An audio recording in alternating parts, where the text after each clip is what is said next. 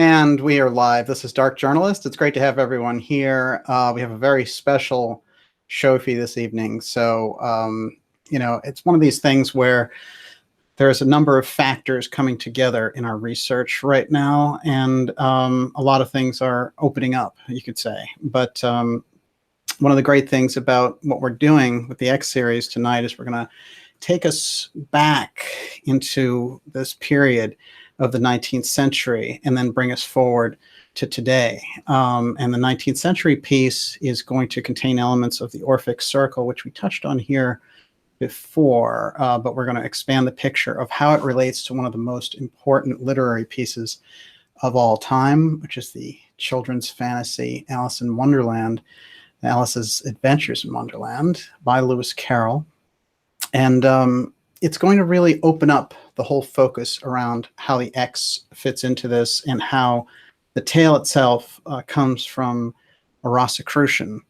And we're going to explore deeply Lewis Carroll's Theosophical and Rosicrucian links, and also his status inside the Society for Psychical Research, which saw him really as one of the best psychics anywhere.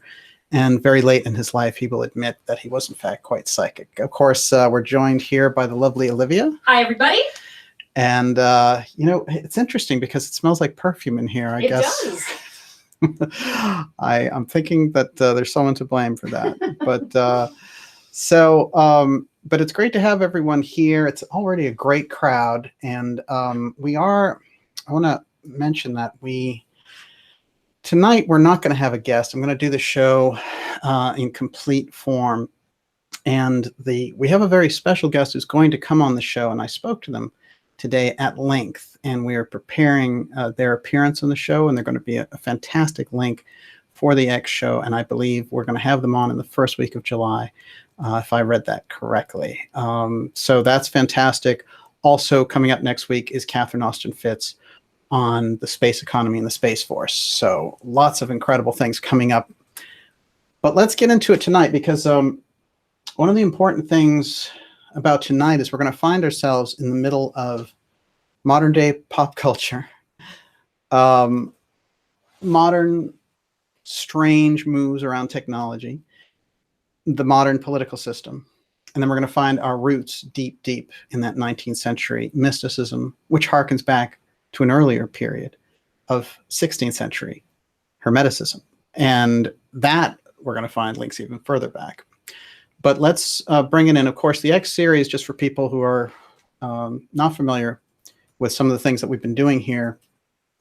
Basically, my research, I found something which is this X Steganography that rides throughout these programs that went black, that were associated with a certain technology that I'm referring to as X technology, and we find it in the UFO file and in other places. But in the UFO file, we have its most obvious trail, because we can trail it as it comes out of the Air Force projects and the black military projects and CIA projects, because the project was so vast and so secret that they needed a way to track it that would be public. And so they couldn't just kind of ascribe to a technique that would be more like a cryptography, where they would just hand this around, with a secret password type thing.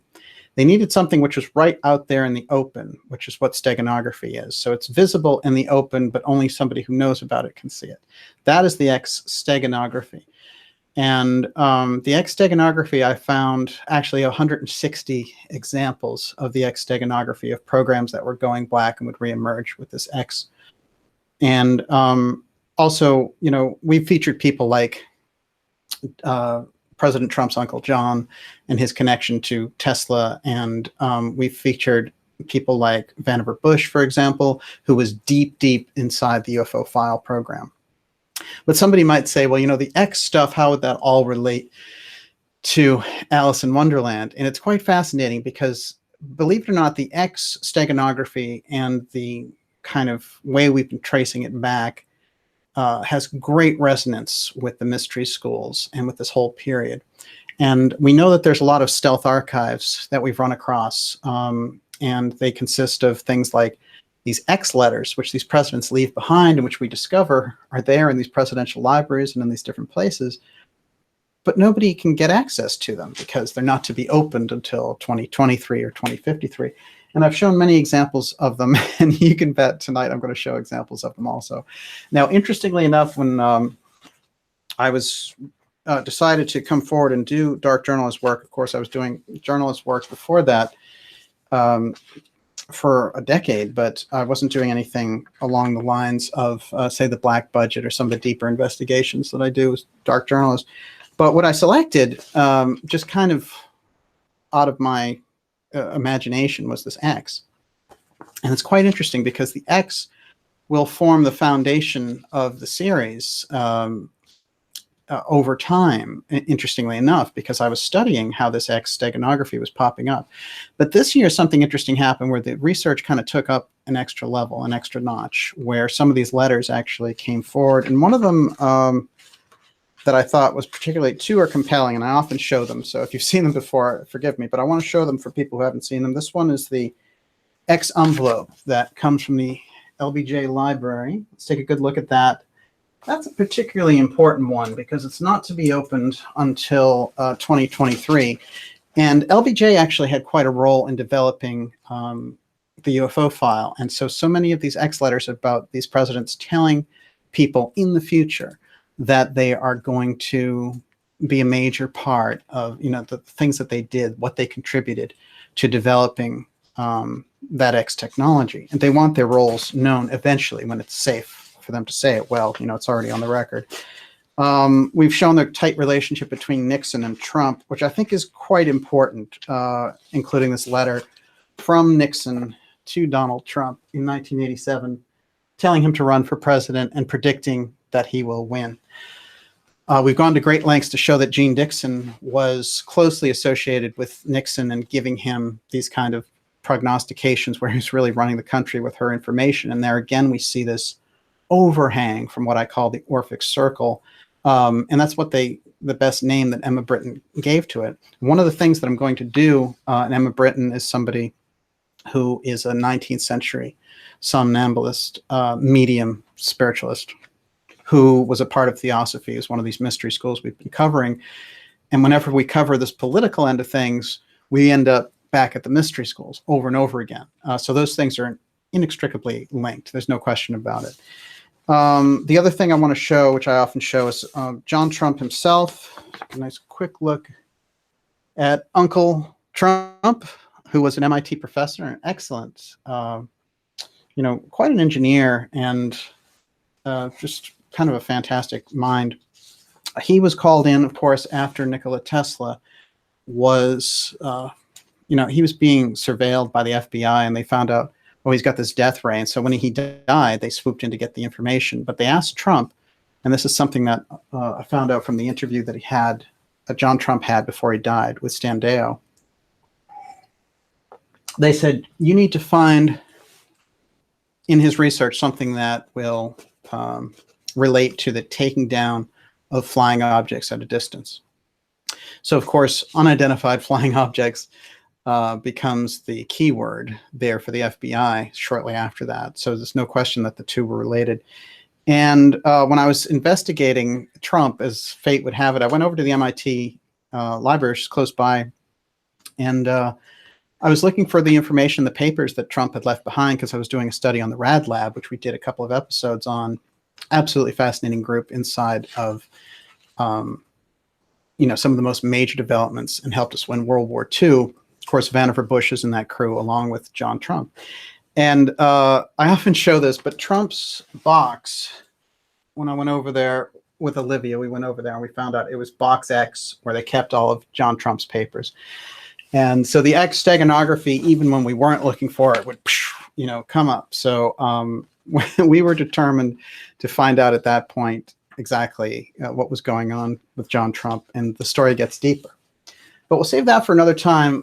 You get the kind of background, just this idea that this X steganography is something that's coming up over and over again, and it doesn't have any legitimate explanation, except that in these circles, you need a way, when you have a secret project, to be able for large groups of people to carry on and to see this. without it being obvious to the outside world. But the outside world has to see it as something normal, hence the X Steganography. So we're deep in there. So that will kind of bring us around on the X. Okay, let's take us back in time a little bit and find out why Alice in Wonderland is an esoteric tale of the highest order, why it is deeply related to the mystery schools, and why it plays such a major role in understanding theosophy and understanding what the X is and what the X technology represents. Because what we find over and over again when we're dealing with the X is that we're encountering this effect. And, you know, in a modern parlance, we would talk about the effects of a contactee, for example, who has missing time, or people who encounter craft and their car goes dead or something. There's some kind of reality distortion field that accompanies very often this whole business of interacting with anything around the UFO file. But what's interesting is even when it's not related to that, when you go deeper into the mystery schools and the effects that they were kind of passing down through the schools, we find this effect also, which is a reality distortion effect. So I've called it apotheum as a way we can kind of keep the effect in mind. And I'll get deeper into apotheum at some point. One of the things I want to point out here about Lewis Carroll right off the bat, let's give a few biographical bits about him. And it's quite fascinating, actually, his whole history. But a synopsis would be he's a mathematician and photographer. He's a philosophy major and some of the best mathematicians. He's an incredible mathematician, this guy. So much so that at certain points he's meeting with the top mathematicians. They're visiting him from all over. And he's also found to be very close with Queen Victoria, who is absolutely obsessed with his books. He, in fact, is a librarian at the University of Oxford Library. So access to incredible documents and different publications. And one of the publications is the Library of Rosicrucian. And that the different Rosicrucian histories, their pamphlets, their teachings, and all the rest of it. And this Brotherhood of the Rosy Cross is right at the heart, the very crisscross of the mystery schools, passing down the knowledge prior to Theosophy and Anthroposophy. So Lewis Carroll, his real name was the Reverend Charles Dodgson. And as a reverend, he always had problems with it because he definitely had a spiritual mind, but he felt very constricted by the church and the way that they taught things. And when it came down to it, he asked, when the training was almost complete, he's like, can I bow out of this and still be a part of Oxford? And they agreed. Actually, he formed a great friendship with the Dean of Oxford. And in fact, Alice Little was, who was Alice in Wonderland, who was the inspiration for it. She was the daughter of the Dean of Oxford. So we're getting a lot of really kind of high-end influences here. Now, one thing that I'm going to show by the time we get to the end here is that actually the real true, when you get right down to it, the true Alice in Wonderland was someone I pointed out on this show previously, which is this character here, Emma Britten. I want to bring her in immediately because Emma was this incredible somnambulist, trance medium, trance channel, we'd call them now. And Helena Blavatsky, who was the founder of the Theosophical Society and really, has these incredible credentials on the psychic side in terms of who's got the goods and all the rest of it. She said that Emma Britten was the best psychic medium that she'd ever come across. You think about that kind of a compliment coming from someone like Blavatsky. It's quite extraordinary. And what's interesting when we contemplate also that one of her great quotes is about if she could only combine Emma Britten's psychic ability with Annie Besant's oratory, she would have the kind of perfect blend in a person for teaching Theosophy. So this is how she laid it out there, and I find it quite interesting when you get right down to it. This picture is actually of Emma when she was an actress on stage, and she was a musician, a dancer, and quite remarkable. Emma would go on to be a very important medium in the court of Abe Lincoln and his whole administration, and really bringing that interest around when the spiritualism craze hit. And of course, she did tours for Lincoln, going out there and speaking politically also. So she wasn't just limited to doing her mystical work. She was quite extraordinary on the political side also. This is Emma Britten, who I'm going to show was actually the real role model archetype for Alice in Wonderland. Not to take anything away from Alice Little, who's fascinating in her own right, as we're going to get into here. But let's get the Emma Britten part down. One of the extraordinary things about Emma is the circle that she describes early on in her life that would make a great difference. And this is a group, an occult group, that included some of the highest figures that you could find in English royalty, and also included exceptional authors, and also included just the real ranking noblemen of the period. So people like future Prime Minister Benjamin Disraeli was in there. Bulwer-Lytton, who of course we know was a Rosicrucian, who's another one of these guys who brought forward so much with his novels. And he features very prominently in this episode, as you might imagine, and appears to be the link as to how Lewis Carroll is associated with the Orphic CIrcle. But the Orphic CIrcle would be this group that was a very high-end political group, as I just described, and they would recruit young people. And the way that she describes it, I get the ages that she mentions basically seem to fall between 9 and 14. And what they would do with them really was train them to be these great trance channels. And very often the children came from these different elite families. And in Emma's case, her dad was the link in there, but it turned out that she was the granddaughter of this incredible wizard who lived in Wales. And apparently they had targeted her out very early for this. And so one of the things that Emma says as she gets into this whole describing her past at the end of her life, and she was still very standoffish about giving too much information about the Orphic CIrcle, because even though she, kind of granted them permission to use her for these psychic experiments when she was very young, maybe like 10 years old, she still felt the bond of having agreed to certain things with them. But later she would identify people like Bulwer-Lytton and prime ministers and political figures as being part of the Orphic CIrcle, which she said was the most exclusive secret occult society in London at the time. And I absolutely believe her. So, quote, this is Emma describing it. When quite young, in fact, before I became acquainted with certain parties who sought me out and professed a desire to observe the somnambulistic tendencies for which I was then remarkable at 9 years old, I found my new associates to be ladies and gentlemen, mostly persons of noble rank, and during a period of several years, I and many other young persons assisted at their sessions in the quality of somnambulists or mesmeric subjects. And we've gone through mesmer previous, but basically that whole kind of going into a state to obtain information, going into an altered state to obtain healing. These were mesmeric, the way that she's using the term. So she's saying I was a somnambulist mesmeric subject of this group.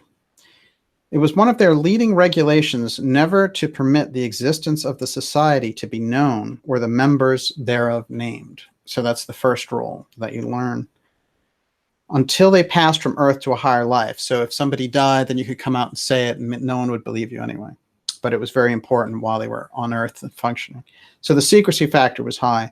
It is in virtue of this last clause that I am at liberty to say that Lord Bulwer-Lytton, the Earl of Stanhope, and Lieutenant Morrison, better known as Zadkiel, the author of Art Magic, belonged to this society. And Art Magic is actually quite a fascinating piece that we'll bring into this. And we're going to find that some of the art aspects of Alice in Wonderland come into this. The Society of Occultists, to whom I can now only allude, and who are named in Ghostland, which is her book about encountering spirits in the other world as an incredible medium. So she says, who are named in Ghostland as the Orphic CIrcle, obtained knowledge by means I am not at liberty to mention, but they obtained knowledge of those persons whose associations they desired. None of the members were known as such outside their circles. The existence of the society was undreamed of. And those whom they choose to affiliate with, they knew of and called. I, having thus been favored, obtained a clue to my own exceptional early experiences, which the subsequent developments of spiritualism stamped as natural seership. She had incredible psychic abilities, could predict events, interact with relatives who had passed away, and so on. So this life of Emma Hardinge Britten gives us the clue, the setup to Alice in Wonderland. Now let's go to Alice. Alice, you know, there's a few interesting things. Some of the most compelling images were done right in the period when the book came out. And then later versions kind of Disney it up for sure. But here's an early Alice, of course, watching the rabbit curiously as he goes down the rabbit hole. And she, just like we, are going to go down there with him tonight. And I think one of the things I want to keep in mind is the rabbit is a major symbol. There are so many great characters that pop up in Alice in Wonderland, and there is no way I could do a kind of a good evaluation of all of them. I have a pretty good idea of where some of them are going, but the rabbit I absolutely understand. And the rabbit is what's going to lead us into understanding what the story was about and what kind of truths were vouchsafed for us in this kind of incredible story that really became the ultimate children's classic. And I want to say right off the bat that what we have there is an incredibly spiritual person in Lewis Carroll feeding out this story to try to embed in children some understanding and appreciation for these esoteric mystery school truths. And one of the things I should mention is in the title, of course, it says CERN Wonderland. CERN, Hadron Collider, of course, being this kind of oversized, bloated, bizarre, mystical, and highly secretive project that's going on where they smash these particles together to try to obtain the Higgs boson, which is this kind of mythical God particle about what happened during the Big Bang. Well, oddly enough, as it turns out, there's quite a substantial reactor inside, particle accelerator reactor inside of CERN named Alice, and there's a whole background to that. So if you're curious about why we included that in the title, in the second part of tonight's program, we're going to get into Alice at the CERN part, but here we're going to go right into who Alice was and what the esoteric aspects are. You still with me there, Olivia? Mm-hmm. How are we doing over there as far as questions? We're doing great. Oh, that's one thing we should mention right off the bat, I suppose. In the second part of the program, we are going to be taking questions. And one of the best things I think you can do really is ask the questions all in caps so they're easy for Olivia to catch, because she's working a lot with the material that you have in there. She's going to select the questions that are most pertinent to the actual conversation. So let's not go too off topic or start talking about chemtrails. Tonight's not the night. We're going to stick with the esoteric, CERN, and Alice in Wonderland. Go ahead. Yeah, it's a little it's a randy crew tonight, I would say. Yeah, just a wee bit randy. Yes. Well, you know, it's Friday and all, but we're going to get very, very focused down because we're going to need to be focused. But you know, Friday night brings out the best and the worst. That's the way it goes. But we always have the best here. Now, one of the important things I do want to mention is also as far as questions go. You know, just ask the question, put it up there. We'll grab it if it's pertinent to the show. Don't worry about it. Sometimes people get into this thing about asking the question over and over again. And I love all the questions. We do usually get to the vast majority, and sometimes we'll separate them out into different shows. So if you've asked the question, you're looking good. But I appreciate all of them. And you guys ask the best questions, I have to say. So I'm definitely glad when it feels like everyone is following this story closely, because it gives me an idea we can have this rapport and interaction this Rappaport. Hey, that's John Rappaport. But there is that kind of feeling with it where, you know, it's better when it's a full-on conversation. Let's get some indications of Alice Little being used as a psychic child in the Orphic CIrcle. Just get some of the early photography that our friend did with her. And she's a remarkable child. And as an older woman, spoke very fondly about Carroll. And, you know, people try to make up things about Carroll that because he was such a sort of nebbish character, because he was a mathematician and he didn't have great social skills. And but there's actually been nothing ever that's come out about Carroll that showed that anything in his dealings with the Little family and the whole, you know, the family and the girls was inappropriate. He seemed to be, in fact, somebody who had a real naturally high moral character. And I have to say that what I got when I got a little bit deeper into Carroll was a much greater appreciation for him as a philosopher, as a mathematician. He invented a number of games. He's just a remarkable guy. I guess instead of talking about him so much, we should show him. But no doubt he was kind of like a Morrissey type of his day. It's an emo quality to our friend Lewis Carroll. And he was always making things up. He came from a large family with 7 sisters. So he had a real kind of lock in with that feminine intuition, the female imagination. And, you know, what I found about him is just how incredibly advanced he was in areas of psychic phenomena, in areas of the 4th dimension, and all the rest of it. So later on, we have Alice Little, and there's not much explanation for these pictures, but it looks to me like she's graduated from the Orphic CIrcle and she's on her way. As I understand the Orphic CIrcle, when you are, they kind of send you off after a certain point, at least by the time you're 15. And somehow they have isolated this period, this kind of 5-year period where these young women were at their height of psychic ability. And it's quite fascinating the way that they used, because what they do is they put them into these trances and they will channel these different entities and they'll channel these different bits of information. So sometimes the Orphic CIrcle would be used for, let's say, state secrets, and, you know, it would be used for different types of circumstances. But really what we're getting at is they also would check out the nature of reality. So they would channel in these beings and try to get to the history of mankind, the psychic abilities, you know, reincarnation. All of these questions came up while dealing with the Orphic CIrcle. At this point, again, more mystical images of Alice Little. Now, Alice Little, there's a fun little piece of steganography in Alice Through the Looking Glass, which lets us know that it was, in fact, Alice Little, because there's a poem in there that I'm going to show before we're done, which if you check out the letters down the side, it spells out Alice Pleasance Little, which was her name, and that's Liddell.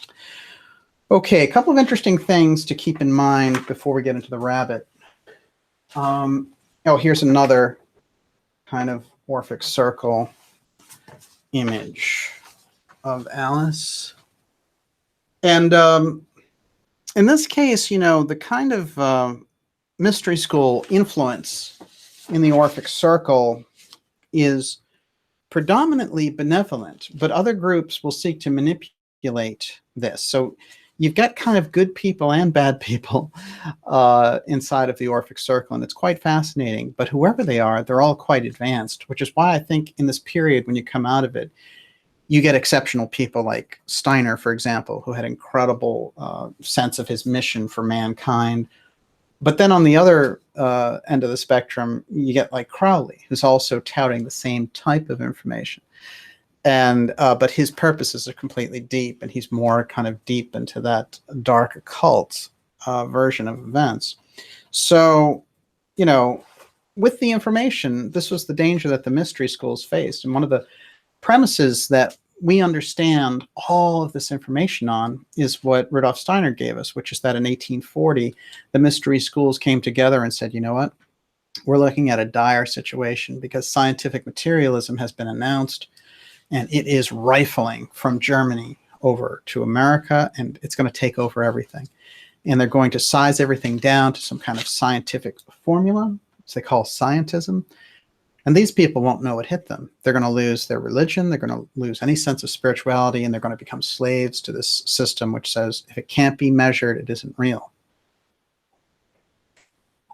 So the mystery schools, which had taken a chance for so many years, you know, and really had been prosecuted and persecuted on the surface any time that they came out, including the Rosicrucians when they came out in the 16th century, they decided, you know what, we need to release some of this information.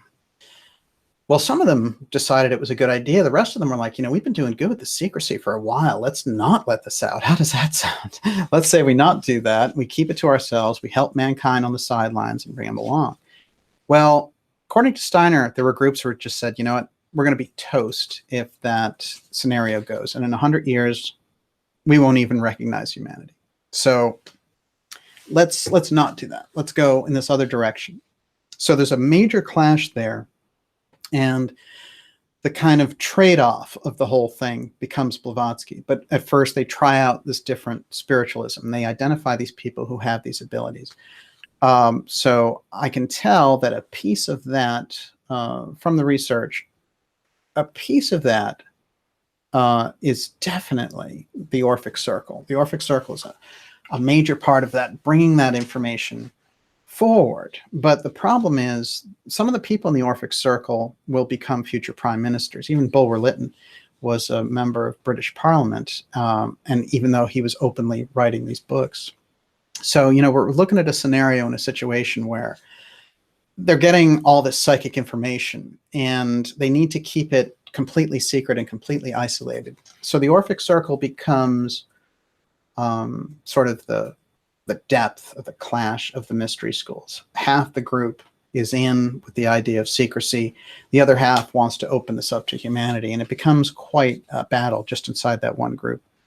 But like Emma is saying, they have to be incredibly secretive about the whole thing, especially about using the young women as psychic trance mediums. Okay, so part of the things I found interesting, I want to show this too, which this is quite wild because, you know, this is a picture that our friend Lewis Carroll kept of Alice.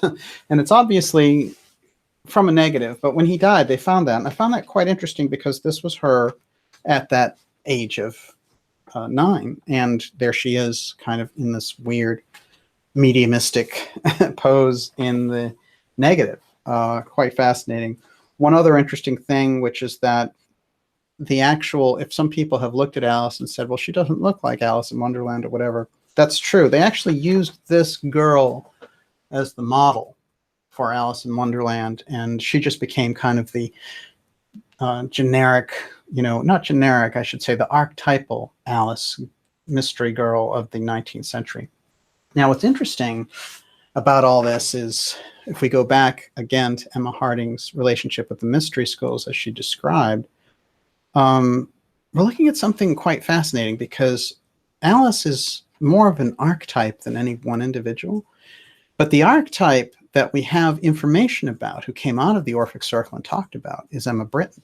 So when we bring up the idea that Emma Britten is Alice in Wonderland, it's actually true because she is the person who, after being with them 3 or 4 years and doing this trance medium work for them, really is, this is, you know, barely a teenager.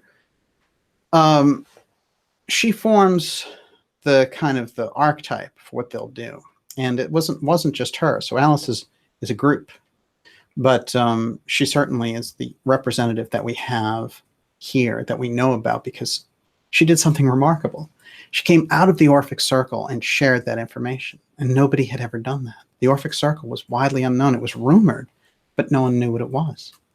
And even her responses about it are keeping a lot of things hidden, is as in that Rosicrucian tradition.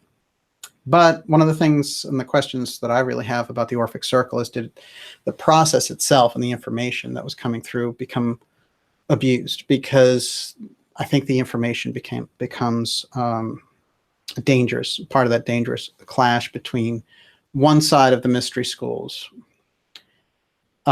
which are referred to in C.G. Harrison's work, who I think does a good job of tracking that battle, as the left versus the right. And there's no political connotation there, just the left being a little more self-serving, the right being, adherence to higher goals, higher belief systems. Okay, so let's talk a little bit about the rabbit symbolism there, now that we've established and I'm going to get deeper into the links of Carroll with Theosophy and the Psychic Society for Psychical Research. But let's start off with the idea that, okay, he wrote a book in a long essay in 4 years before the Alice book came out, called all about the fourth dimension, basically. And how are we doing over there, Miss Olivia? We are doing great. Fantastic. They're asking about Super Chat. Second time tonight. I don't know if you want to address that right now. I'm giving them links to the website. Yeah, well, it's interesting. There's a lot of things with Super Chat, and I think it's a good idea. But one of the things they do with Super Chat is they take a large portion of what people contribute, and I don't think it's enough for Google and YouTube to get all the viewers and all the shows that we do, and they provide a service to us, of course. But I think at the point where they start, doing a split, like I think, what do they take, over 40% or something like that? It just seems absurd to me. I appreciate the idea, and if people want to get behind the work that we're doing with the X series and with Dark Journalist, go directly to Dark Journalist. There's a contribute button. There's a subscribe button. If you subscribe, you get the deeper aspects of the episodes. You get all the audio files, and you're going to get some very big surprises this summer. And I think, what is it, $4 a month? That's something that I think, is good for you guys, and also helps support the show and the things that we're doing. Remember to sign up for the newsletter when you go to darkjournalist.com, because that keeps us in touch. Because very often the social media platforms are not reliable, as we've discovered, and as you've heard me say many times. But the truth is, the only way that we can actually have that ongoing communication secured is if we have that ability to contact you in your inbox. And the only thing that happens there is we send you an email once a week, and you get an idea of what shows are coming up, who the guests are, and if you're a subscriber, you get your login there, your login links, and you're all set. You're off and running. So, my big thing is getting behind, and I had a conversation with Catherine Fitz about this today, actually, because we're doing the show next week, and we were talking about it and how much it makes a difference when the people get behind the work that's going to help them, the stuff that they do appreciate, that brings the information that, and there's so many, and I'll mention them all before we're done here tonight, but there's so many people doing good work in alternative media that is where I think we should put our major support, and just getting behind them, because it helps, it gives them the confidence to continue as well. You think that answered the question, Olivia? It did. Can I throw out a kind of wild card question Absolutely. right now that I just caught? Yes. Okay. William Klimek, did Carroll's Alice directly lead to Hugh Hefner's establishing Playboy via the CIA? Well, it's interesting, because they felt the ability that they could manipulate all kinds of symbols at a certain point when you get into intelligence. So there's no question about it. I've never seen a direct correlation to that, but there you have your Playboy bunny, of course. Let's talk about a different type of bunny here. Great question. Unbelievable. My God. There's so many bunnies going on tonight. Unbelievable. Okay. Let's look. Let's see how many of these show up, by the way. I've been noticing that. Oh, that's good. Okay. So you can all read that. And what it reads, of course, the incredible enigmatic rabbit in the Alice in Wonderland story comes forward and says, "How long is forever?" And the answer is sometimes just 1 second. It's very unusual. You're feeling a little apotheum coming on. Mm-hmm. It's a good reason. Here's another one, which is familiar to anyone. That's it. The hurrier I go, the behinder I get. Huh. It sounds like he can't go forward in time, no matter what he tries, but he's always late and he's always working on it. So wherever he is, time doesn't work in a normal fashion. That's one of the first things that she notices and kicks her off into this incredible journey. Now, the rabbit hole and the rabbit is Rosicrucian imagery, and I'm going to show us all how that works. But first,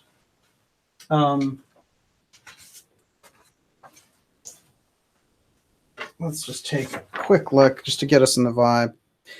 There's another apotheum effect that occurs in here, and it is when she's talking to this hookah caterpillar, and she says, "I knew who I was this morning, but I've changed a few times since then."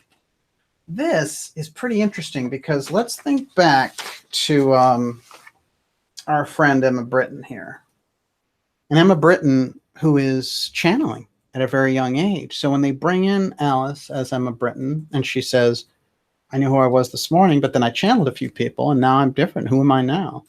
So, you know, and there's no doubt that's kind of a mystical figure there with the pipe and all the rest of it. And we know that they would use different types of things to get the channel into, you know, the state to or achieve these spiritual visions, to get the information, to get higher information, contact with higher worlds, to get this entire astral doorway completely open. And what's fascinating is apparently in their research, what they figured out is that younger people, because their minds weren't so crammed and overloaded with adult junk, had the ability to open up better to these realms. This is what the Orphic CIrcle, this is one of their big secrets. But they had to be quiet about it, and they had to basically employ a lot of methods for that. So one of the things that Emma Britten talks about is how when she was younger, she was kept from having friends, and she had a very unusual life. She was kept away from the crowd. And how many times does this come up when you're talking about sort of MK Ultra situations or things of this nature? It is true, you know, those situations happen, and the kind of mind control situations like Kathy O'Brien. So you can see that as a kind of a misuse, as the upside down version of what they were doing here in the Orphic CIrcle, but the same type of techniques. Okay, so we've got this kind of apotheum effect being mentioned in Alice in Wonderland. So we're getting a little bit of a handle on that. The original title of Alice in Wonderland was Alice's Adventures Underground. Now that's quite significant because Bulwer-Lytton had written this book called The Power of Vril, the Coming Race. And in it, of course, there's an underground civilization that gets contacted, and they're very unusual. They have all these powers and abilities, and they're going to take over the people that are on the surface. Now that plays directly into Lewis Carroll's associations in the Orphic CIrcle. And actually, you know, Bulwer-Lytton had been doing books for years by the time Carroll came along, but he was very active in the same period. And we know that Charles Darwin was also part of this group. So once you're a great writer and identified, you're invited in, especially if you have the credentials, which Lewis Carroll did, if you think about it, as being the librarian at Oxford and being this incredible mathematician and having this Rosicrucian background and being part of the Society for Psychical Research. I mean, it's quite extraordinary. And eventually he'll become a well-known, sort of a deep adherent to Theosophy. And interestingly enough, it's A.P. Sennett who will introduce him to that. And A.P. Sennett being one of the kind of hardcore, you know, the biggest and the baddest, coming out with Esoteric Buddhism, which released all that information about the eighth sphere, which we did covered a couple of episodes ago. And that's very important information because it was hidden, according to Steiner, and had to come out and set the record straight. Okay. So I mentioned the fourth dimension there and how our friend Lewis Carroll had written about it and done essays on it before Alice in Wonderland, and also I found a whole group of mathematicians who studied Alice in Wonderland, and what they were looking for was these absolutely fascinating passages in there that all relate to different math problems. So we can see that he's putting layers and layers of mysticism, mathematics, and all these other things inside of a very straight ahead children's story. Okay, so in the Army Navy Journal in 1910, something quite interesting was revealed that relates to all this, which is there's an article called The Fourth Dimension Explained, and this very unusual, I'm going to get the name here, this unusual colonel, let me dig up his name, bear with me.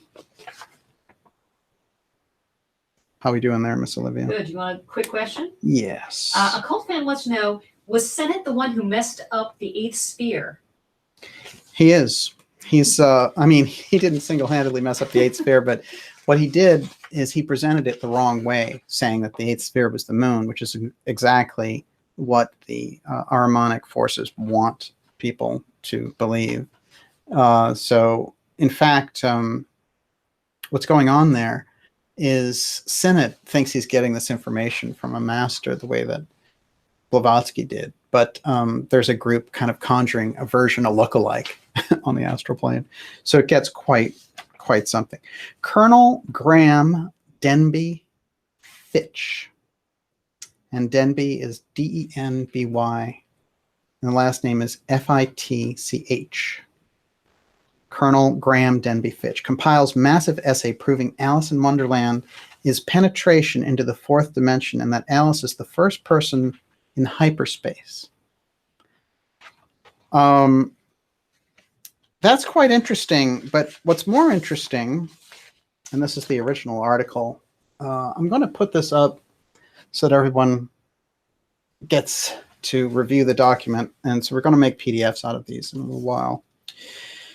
But anyway, the article goes on to say, you know, Scientific American, it lists all these people, and then it goes into this stuff about Denby. And it says, Colonel Fitch's essay had the statement that it is the fourth dimension simply explained. It can hardly be included under the heading of easy lessons for beginners. In fact, the essay that he did on the fourth dimension is too long for any republication. Well, how long is that? What did he do, write 10,000 pages? Quite unusual. So it's too long for republications. Only the people who heard it, I guess, and his superiors. By the way, this is 1910, okay? Okay, the essay's too long. It is not susceptible of condensation. That is, you can't edit it down. It's too extraordinary. It has to be read all in one big piece. It would indicate that Alice, whose adventures in Wonderland are so entertainingly described, by Lewis Carroll, must have entered into the fourth dimension, or hyperspace, as Colonel Fitch would call it, when she passed through the mirror. Of hyperspace, Colonel Fitch says, in hyperspace, a sphere is flexible, could, without stretching or tearing, be turned inside out. Two rings of a chain could be separated without breakage. Our knots would be useless. Should I go on? I think you get the idea. But what's really fascinating, he goes on and on by basically indicating that the circumstances that are described that Alice is going through when she goes underground describe to a T the experiments they're doing about the fourth dimension and how she is the first traveler in this other dimension. Now, if you understand the X part and how John Keeley, from the shows that we've done, and Keeley was an inventor like Nikola Tesla, if you understand that aspect, then you see that the thing that the mystery schools are protecting when we get into them protecting the technology around Keeley, when we get into them handing down the information about Atlantis and not coming out with it until the 19th century, what we're seeing is that they're protecting the regular public from what corporate and, you know, the kind of ruling class would do with the information. So they're preventing this information from falling into the wrong hands. It's getting to be a struggle. This is the mystery school war and why it's so important. Okay.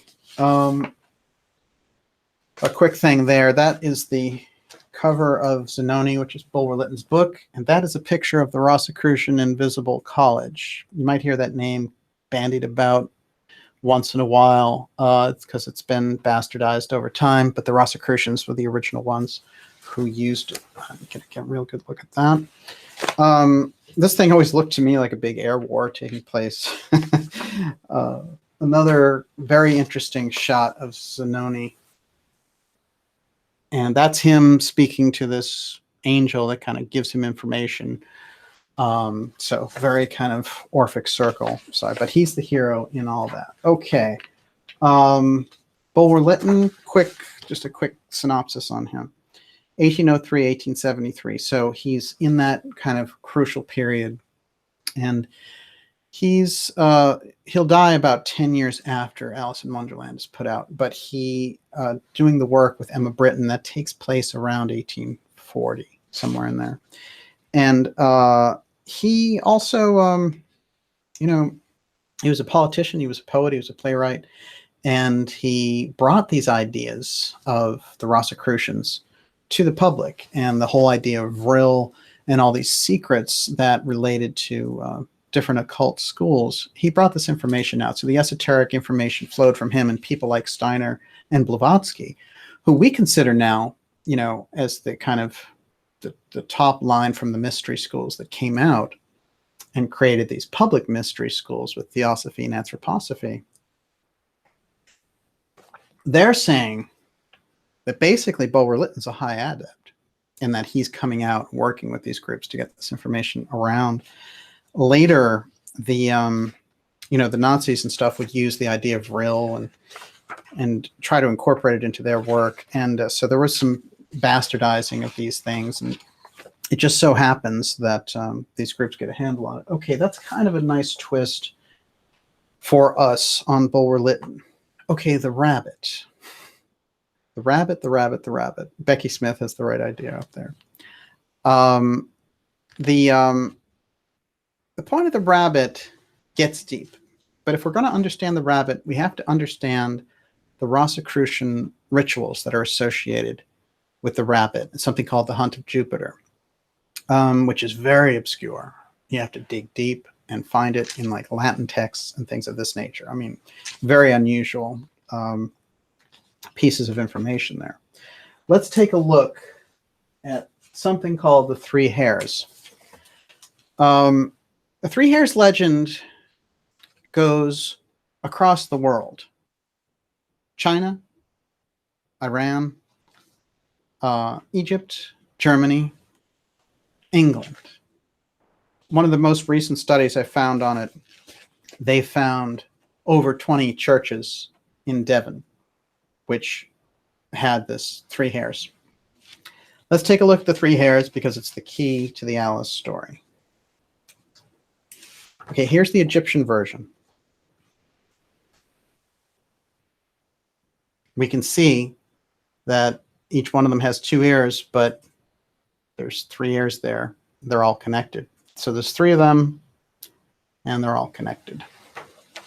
Let's go a little further with this. This is where it's going to get fun. I have a page of quotes here somewhere.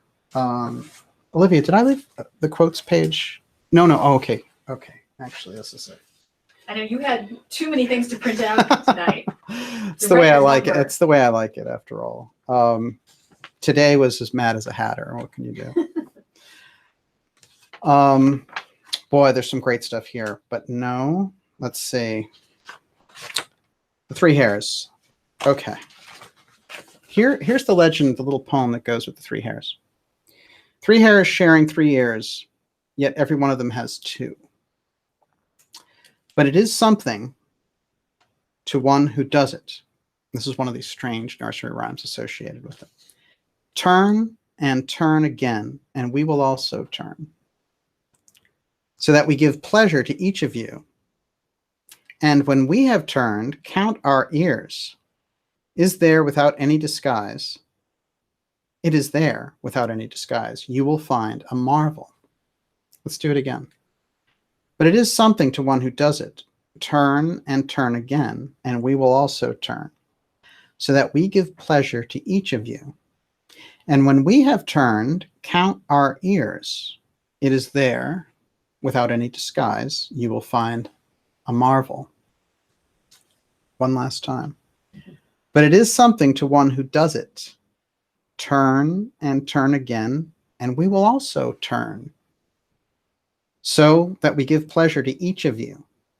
And when we have turned, count our ears. It is there, without any disguise, you will find a marvel. Okay. Let's look at these rabbits. These hares, I should say. Well, there's the real root. This church, let's see if we can get a good look at this. We have this symbol. This is the triskelion. And throughout churches in Europe that are older, you're going to find this. The triskelion is, in fact, this exact same image.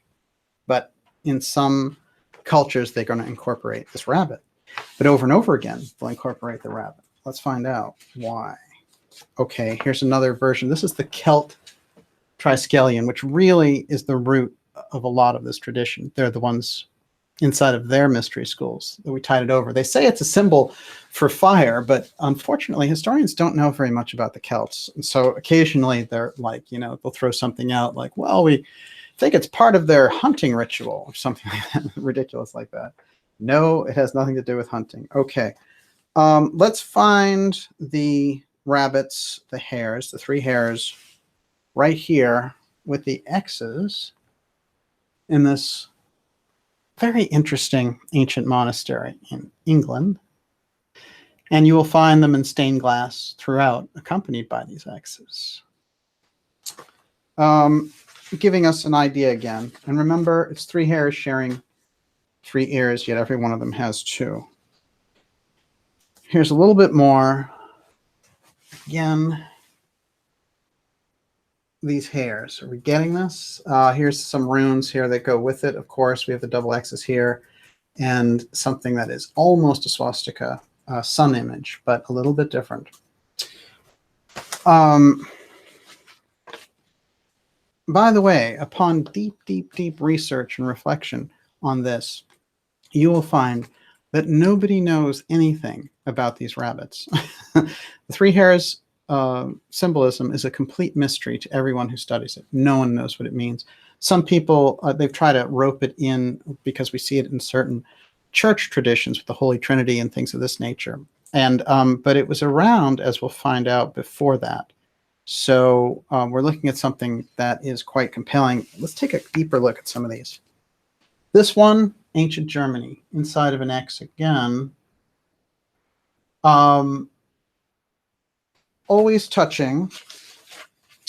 So as we go along here, we're noticing that the rabbit, the white rabbit, becomes a symbol very often with these different medieval manuscripts. There's one from the 13th century that was kind of compelling, so I put it out here just to give us an idea.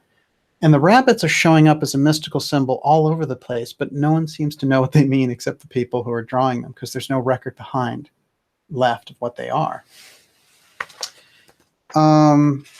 Let's move a little bit further. Here's a rabbit who is performing resurrection. Okay, let's get a little bit more into the idea of the esoteric meanings behind it. I got a lot of images tonight, so I'm going to keep rolling, and you will have the ability to rewind. You're going to need to, but I'm going to supply a lot of images with this. Okay, the Rosicrucians have a tradition where it's largely secret, and still very little is unknown about it. And I have the description of what it is, but first I'm going to show it to you, and then we're going to describe what it is. This is one of their main rituals where the original kind of teacher and the neophyte get brought into what they call the seven worlds. Let's take a look at this. Down here, we'll take a good look. We can see these rabbits, and they are, in fact, running into these rabbit holes. See them there? That's the rabbit hole. There they are. The core of the Rosicrucian tradition, and the student in this case is blindfolded over here. They're bringing them into the mysteries, but they have to go through this process. And let me tell you, it is an incredible process, and it brings in aspects of astrology and kind of yogi magic, you know, sort of walking on nails type stuff. So, but it brings in the understanding of the elements and the understanding of resurrection, all these different aspects. The rabbit hole imagery comes down to us from the Rosicrucian tradition.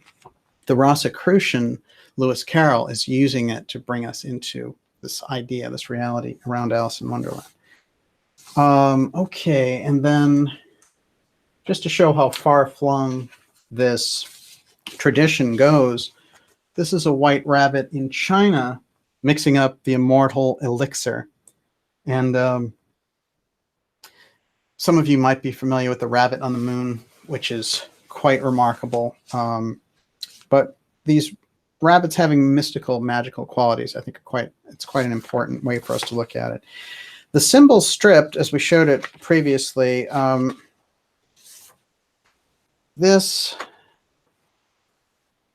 would be it there. And that, again, comes from the Celts.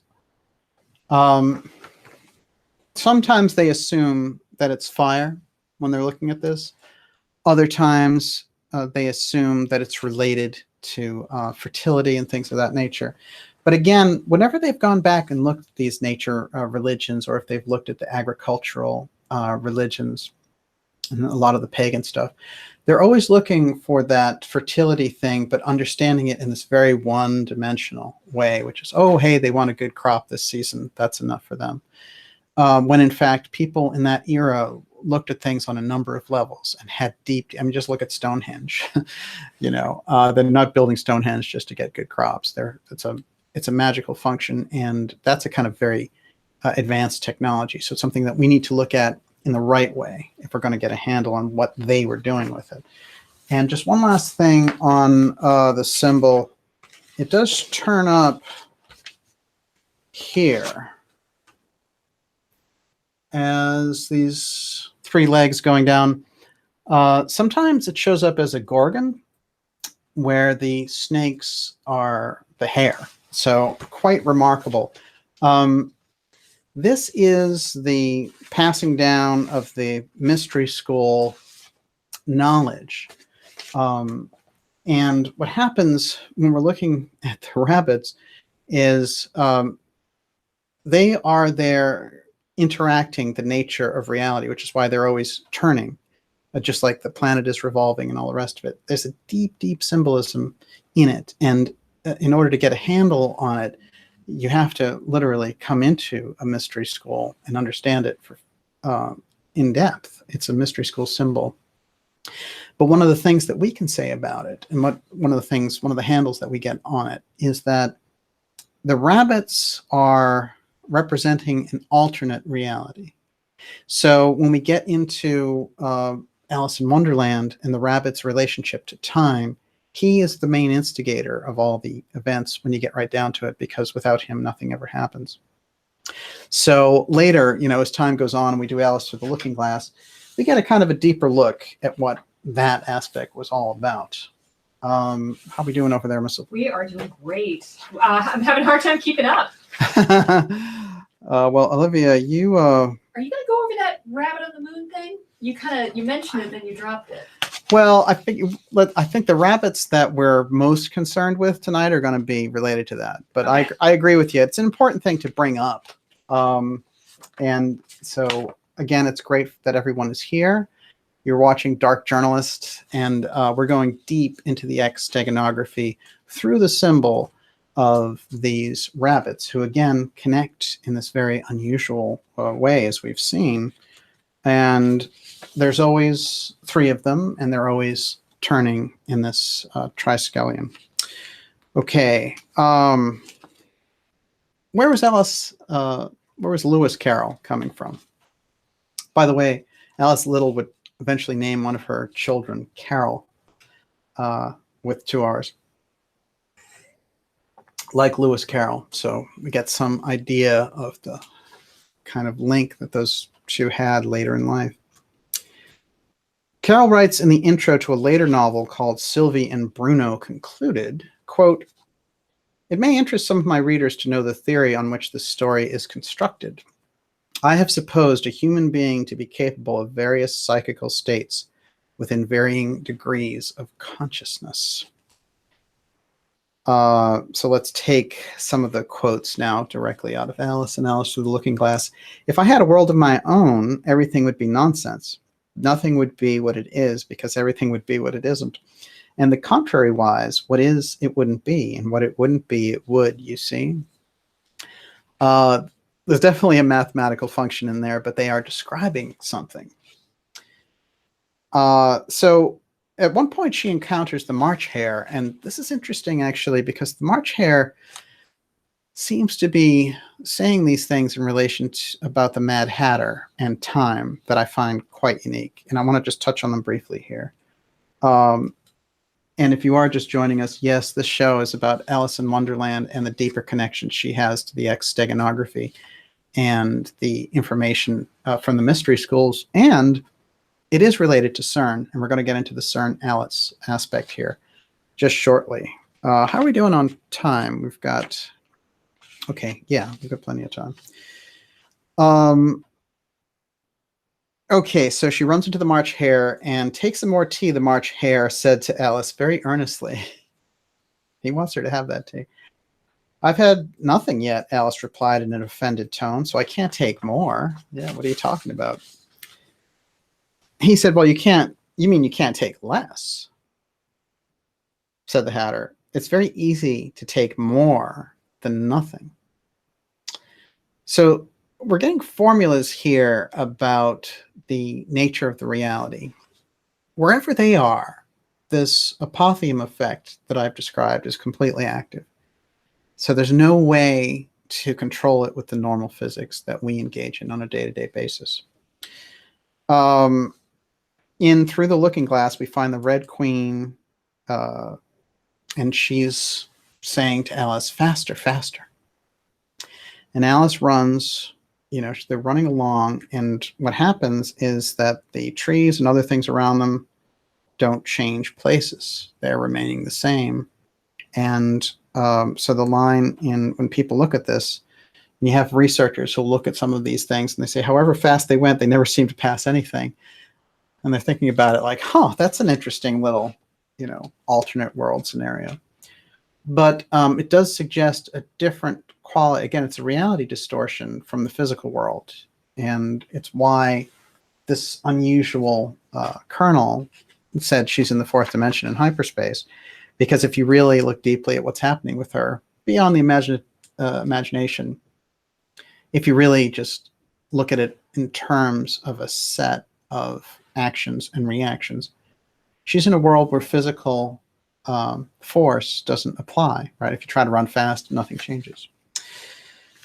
I wonder if all the things move along with us, Alice thinks. Also, if you look at some of the interpretations, people try to zero in on the fact that the Mad Hatter is over and over again, comes up in relation to time, like the rabbit does. And one of these is the Hatter says it's always 6 o'clock. It's always 6 o'clock now. It's always 6 o'clock now. And there's another interesting segment where the March Hare is saying to Alice, well, yeah, it is always tea time. You know, I mean, that's the way it goes around here because the Mad Hatter has killed time. I haven't been able to find out if that's where the term killing time comes from, but I found it quite fascinating. So the Mad Hatter has killed time. The rabbit is always out of time. And in this effect that's going on, which I'm referring to as apotheum, the quality of time changes. As a matter of fact, sometimes forever is 1 second. So when we look at it from this perspective, we're getting the whole missing time UFO file thing is coming back to me. I'm thinking of contactees who get into these incredible states and they're like, oh, you know, like Travis Walton has gone for a week and he said, oh, I thought it was an hour. Betty and Barney Hill, you know, they go through these incredible experiences and then they're back on the road and they don't remember what happened to them.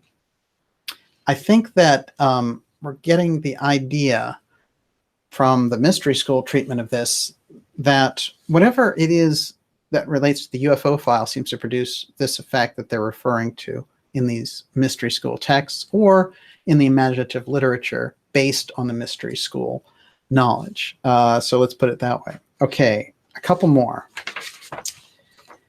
The opening poem to Alice in Wonderland, which I think part of this is worth really paying attention to. All in the golden afternoon gives us an idea of the Orphic CIrcle and the mystery school aspects of Alice. And again, I'm putting Emma Britten in the Alice seat, because if we go back and really study Emma, we can see the work she was doing is what they had Alice doing. All in the golden afternoon, full leisurely we glide, for both our oars with little skill by little arms are plied, while little hands make vain pretense our wanderings to guide. Okay, it's kind of a sing-songy type thing. Ah, cruel three, in such an hour, beneath such dreamy weather, to beg the tale of breath too weak to stir the tiniest feather, yet can one poor voice avail against three tongues together.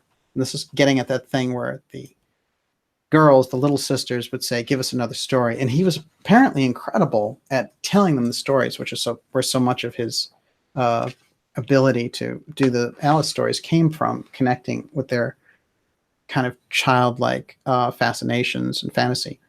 What's interesting, though, is if we interpret it just a little bit deeper and see this as they're kind of his own personal Orphic CIrcle, these three little sisters. Let's go further. Anon to sudden silence one, I'm moving down. In fancy they pursue the dream child moving through a land of wonders wild and new, in friendly chat with bird or beast, and half believe it's true. So he's getting into this dream child idea, with this idea that they're getting special information when they're in this dreamlike state. And ever as the story drained the wells of fancy dry, and faintly strove the weary one to put the subject by, the rest next time, it is next time, the happy voices cry. They really want the story. Thus grew the tale of Wonderland, thus slowly one by one, its quaint events were hammered out, and now the tale is done. And home we steer a merry crew beneath the setting sun. Alice, a childish story take with a gentle hand, lay it where childhood's dreams are twined, in memory's mystic band, like pilgrims withered wreath of flowers plucked in far-off land. So there's a lot in that poem. I think he's telling us, he's giving us that impression that this stuff is on a different level. And if you can tune into that level, you're you're going deep into the place where Alice goes. I did promise you this one. Let's see if it shows up. This is A Boat Beneath the Sunny Sky from Alice Through the Looking Glass. Here's his version of steganography, okay? Because it's in plain sight, but we don't know it's a puzzle till you read it. So all the letters over here, and it's a boat beneath the sunny sky lingering onward dreamily in an evening of July. We have July coming up right here in a few weeks. But if you look at the letters on the side, they spell out Alice, Pleasance, Little. So we understand which Alice he is referring to. I think that's pretty significant, actually. That gives us the key to Alice. The next part, before we go into CERN, there's one other thing I want to get to on here, which is this idea and the presence of the Orphic CIrcle using these young women in order to obtain this higher information, this higher knowledge. And, you know, from their point of view, in a benevolent fashion, and also, you know, investing in them, because like in Emma Britten's case, they teach her how to be an incredible musician while they're doing this, you know, so they're taking the time and investing, and it's not that she's being, you know, dragged to some terrible place and made to perform trance functions. But it is interesting, the secrecy that they guide her around with. They definitely don't want their activities being known. Let's look at a few good examples of this. The Wizard of Oz, of course, written by a Theosophist, as you may know. Here we have kind of the good aspect of the Orphic CIrcle and the evil side of the Orphic CIrcle. They're both looking for her magic, which in this case are the slippers, but it is quite fascinating when we look at Dorothy because both sides want her. The good witch wants her to do her thing, and she is kind of encouraging her to be a flip and not to give the, she's giving her the good instructions. Don't give the sandals to the ruby slippers to the Wicked Witch. And we know that's one of your favorite scenes, Olivia. Mm-hmm. And, it's kind of something when we look at it, we're getting an idea here of this message pervade through entertainment. Alice in Wonderland, Wizard of Oz. What's interesting is Alice in Wonderland is the first female lead of a young female lead in any of the children's books. So it's quite a breakthrough in that sense. And the Wicked Witch will pull out at a certain point in The Wizard of Oz this incredible, she pulls out a couple of references to time, but at a certain point she's got the hourglass out. She says, when the hourglass fills out, you're going to be finished. In Labyrinth, which is kind of has its own deep qualities, and a lot of you have seen it. Of course, has Bowie as the Goblin King, doing a great job. But he's got 13 o'clock there in the background as he's trying to get Sarah to basically join in, become part of this kind of special magic kingdom that he's running. These are all the references that are running through it, but they come out of this Orphic CIrcle idea. Let's go a little bit further with that when he gets her, of course, into this trance, basically. It's what he's looking to do. Linda Blair and The Exorcist, one of the most incredible movies. But here we can see again, this process is being turned upside down. So you could have these incredible forces being channeled through these, students that were prepared, that were young, and they could achieve this information through the Orphic CIrcle. But also in things like The Exorcist, which was based on a real story, we see that process can be reversed, and so that there's a vulnerability associated with it, and that evil can come through in that sense. So the kind of evil end of that mystery school, the more secret society end of the mystery school side, can come in and sweep through using the same type of technique of knowing that at this particular age, they have the ability to reach out psychically. So there's safeguards that need to be built in there when you do it. These are the messages of a lot of it. Now, let's see a couple of things. One is in relation to this, there was there's a couple of odd things. One of them is that the Rosicrucian initiation setting always shows up with this Mercury, which represents Hermes at that period. Now, this is going to be enough for a different episode, but anyway, suffice to say, Hermes, the messenger of the gods associated with building the Great Pyramid, the incredible knowledge of Hermes brought down to us. That's where we get Hermetic, the Hermetic tradition of these hidden kind of techniques, this hidden knowledge, this hidden history, and all the rest of it. So there's a character named Basil Valentine who was around in 1600 and who came out of the blue with this gift of these 12 plates. Now, I didn't publish all the plates here, but just to get an idea of what they were doing, he's deep in the Rosicrucian Brotherhood. And when his stuff gets put out, they always dedicate it to the Rosy Cross, the Brotherhood of the Rosy Cross. But what I noticed was when we got to his X plate here, which had some Kabbalah style writing to it, but that's interestingly enough, even though that's Hebrew, the letters and the words aren't anything that can be deciphered. Here we see that again, that Mercury shows up. And it's something that we have to keep in mind, that when we're dealing with the Rosicrucians, who become the major source for Alice in Wonderland, who become the major source for the Orphic CIrcle, and who are really, you know, one of the major sources for anthroposophy. And Steiner saying that, yeah, Christian Rosicrucians who put together the Rosy Cross, that's a deep Western tradition mystery school, the kind of a Christian esoteric mystery school with some of the deepest knowledge. And that's where we get the legends of things like the Great White Brotherhood and these masters existing in these schools. The Rosicrucians are deep in it. Now, we've touched on the Rosicrucians. One of these shows is going to do a whole thing on the Rosicrucians. One of the things I want to point out before we get out of the images is this incredible embodiment of the position of humanity. And of course, it's right in the center of this massive X, and you have the globe surrounding the individual, and something representing light and the sun. So we're getting these messages brought over to us that in these mystery schools, they have a tradition, which is they understand the sacred symbolism and they let it out at different times. But when we get it, we have different ways of interpreting it. And there are also lots of ways and means to abuse it.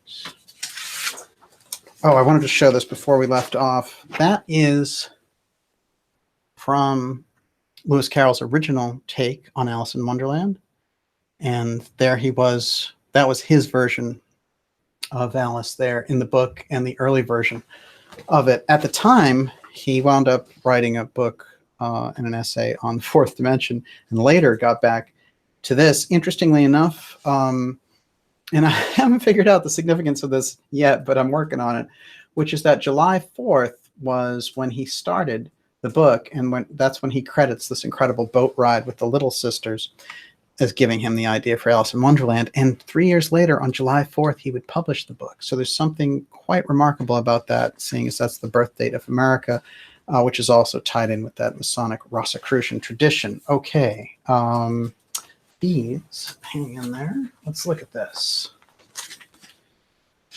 Okay, now we're going to jump ahead from the 19th into the 20th century. Do you remember these guys? Our friends, the Varian brothers.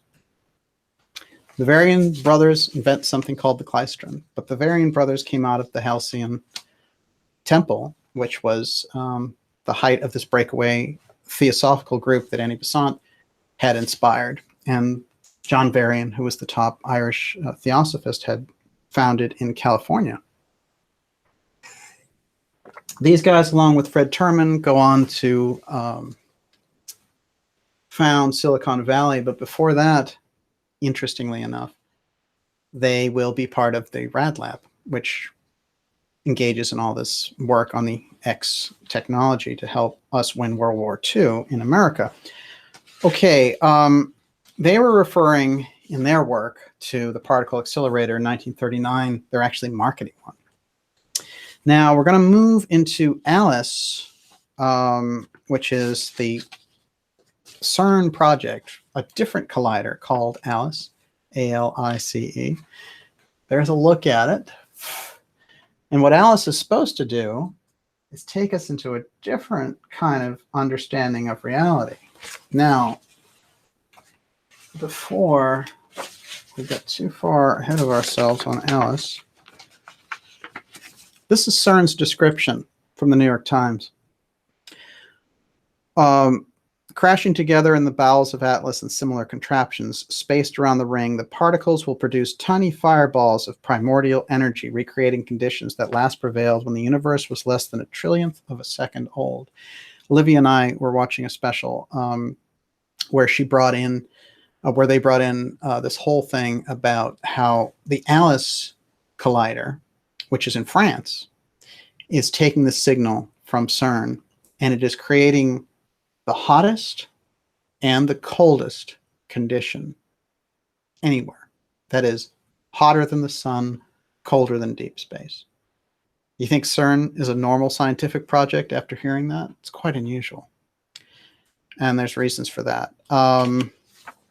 Before we go any further with this too, I want to remind everybody to go to darkjournalist.com and sign up for the newsletter so that we're staying up to date and in touch. And Olivia, I want to check in with you. How are we doing over there? Did the rowdiness subside or what? Yes, randiness. And yes, everybody's a little bit better behaved and really trying to focus and listen. Excellent. And they are adding a lot of great questions and great information that they have too. So well, that's great. We have fantastic people. Daniel Natal is out there. Lee Veltman.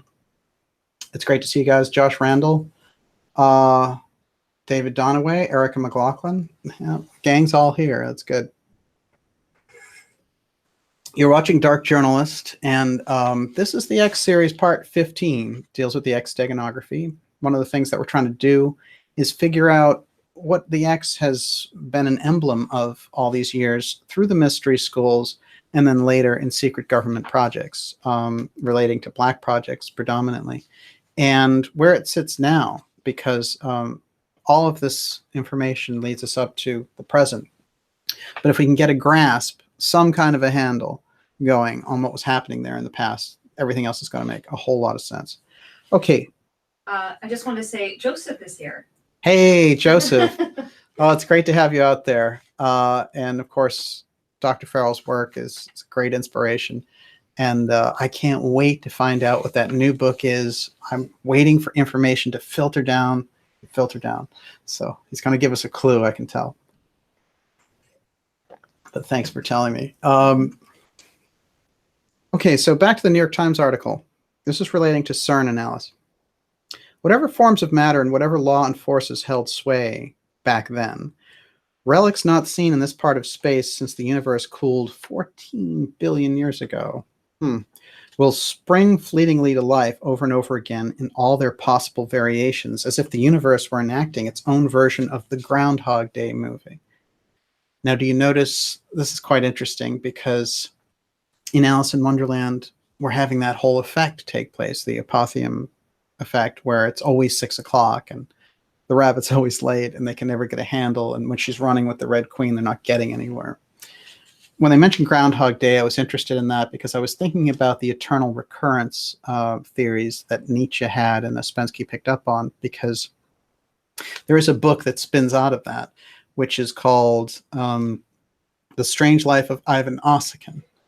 And what is fascinating about that is that also has this quality of it. And in that case, every time he gets to a certain point in his life, he goes back to when he was in high school and the whole thing happens all over again. So Groundhog Day is a take on that.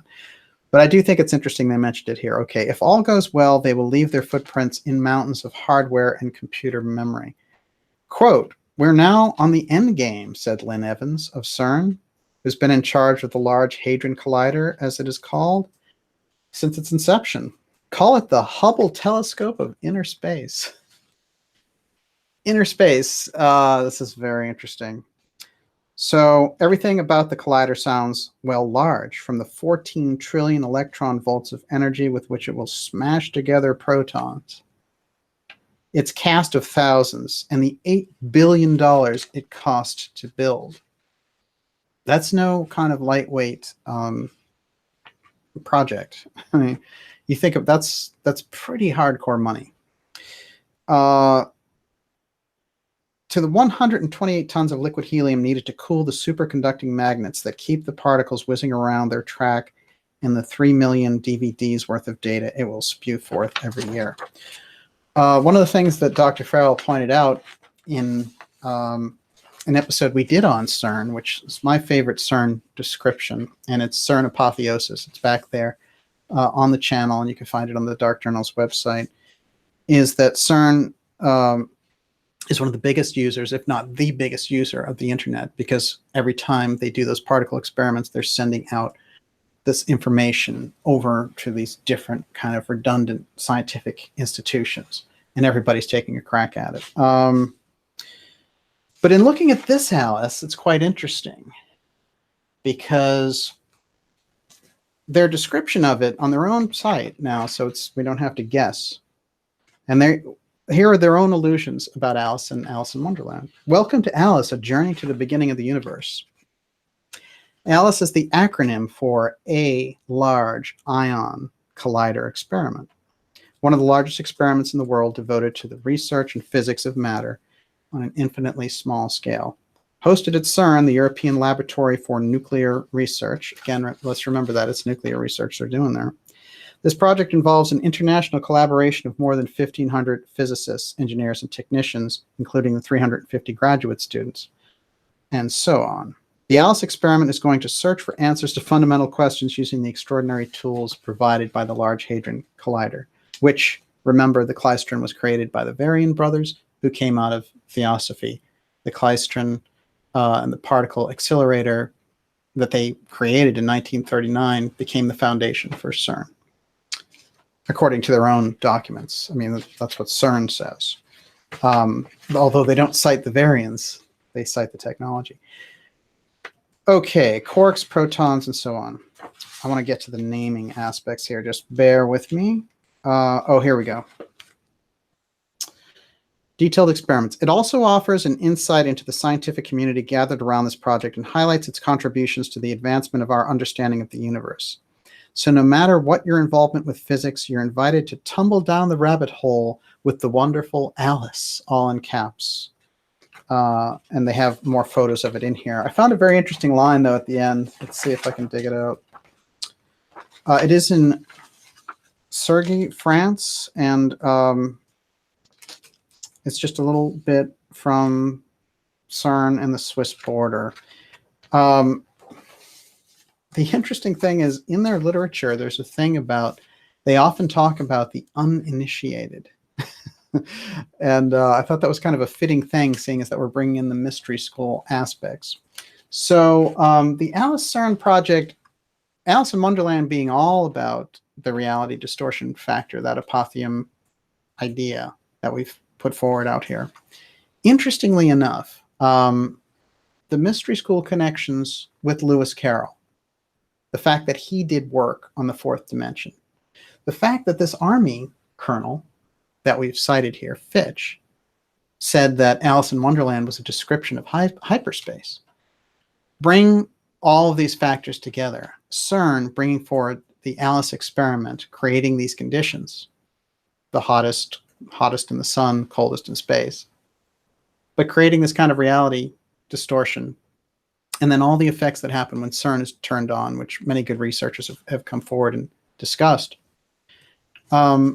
That really brings us into understanding the link between the mystery school and what I would say the mystery school battles or the mystery school struggles about information that they brought out and what could be done with it. Because their biggest concern, according to Steiner, was that the information would get misused. And again, when Blavatsky comes forward and she's talking about Keeley's work, she says the mystery schools will never let it come out. Not because they're trying to hoard technology, but because they don't want people like the corporate raiders in our society to get a handle on it. They don't want those people to come forward and become the kind of chiefs of society by oppressing everyone with this more phenomenal technology than the stuff that we have now. But when we look at Alice in Wonderland through the prism of the information that we have now, and we understand the Orphic CIrcle group, who was a mystery school that Emma Britten brought out, and I would say this about Emma Britten, I think it would be a fantastic idea for anyone to read her autobiography, because she exposes in here, and again, she was a theosophist who Blavatsky said was the best psychic that they had, basically. And she had a remarkable life anyway. The book is incredible, and all of these kind of trance mediums that she knows when she goes to New York from London after the Orphic CIrcle. You know, her dad dies and her connection to the Orphic CIrcle is gone, so they move her over to France, and they're like, hey, go over here, study music, study art, just, you know, fade into the background and forget about all the things that we did with you. So I'm going to read you a couple of quick things from Emma Britten's autobiography. So she's saying when she was young, and this is one of the reasons they chose her, at the time, these very unchildlike experiences no one around me understood. The servants of the family would often say in low tones amongst themselves that the child had described some of their dead relatives, and also that whatever I had prophesied was sure to come to pass. So even at 5 or 6 years old, she had this ability. So she talks about getting on the radar of the Orphic CIrcle. And we went over who the Orphic CIrcle was. So now we know who it is. Let's start with this. The Society of Occultists, in whom I can now only allude to, and who are named in Ghostland, which is her book, as the Orphic CIrcle, obtained knowledge by means I am not at liberty to mention. None of the members were known as such outside their circles. Okay, so I touched on that. As the powers so mystical in my own person were thoroughly comprehended by the adepts of the Orphic Society, there's a change there. Orphic CIrcle, Orphic Society. Now she's indicating there's something else. I shall sum up this portion of my early life quoting a few lines of an article written by one of my occult associates and published in a book called Medium. Quote, a ghost seeress somnambulist improvises to music. She is a prophetess, a strange, weird child. Emma Floyd, which was her original name. Interestingly enough, the Orphic CIrcle gave her the name Emma Hardinge, and then she got married, and that's Emma Hardinge Britten. She was the terror of her nursery attendants, and the problem with all who knew her, it seems the hereditary influences were prevalent in this child's nature, descended from the renowned Welsh wizard, Owen Glendower. Little Emma also partook of the characteristics of her father, a man of phenomenal powers, of prevision and other qualities of a spiritualistic order. So we've come full circle around seeing how this Emma Britten becomes the kind of archetype for Alice in Wonderland, and how this group develops all this information in the Orphic CIrcle by working with her. But then when we go and run it up to the 21st century and we're looking at Alice and its relationship to CERN, we're getting this interesting crisscross that's telling us that the people who are doing CERN are also aware of the material that we're talking about. They're aware of it. They're not late to the party. And they're very keen on the kind of Rosicrucian mystery school impact. And with that, Olivia, I'm going to turn it over to you. Oh, it's time for questions already?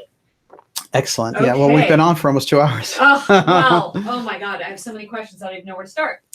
All right. So do I. Yeah. One quick look again at, this is Alice, right? Alice Little, right in the heart of the Orphic CIrcle, but in this case, Lewis Carroll's Orphic CIrcle.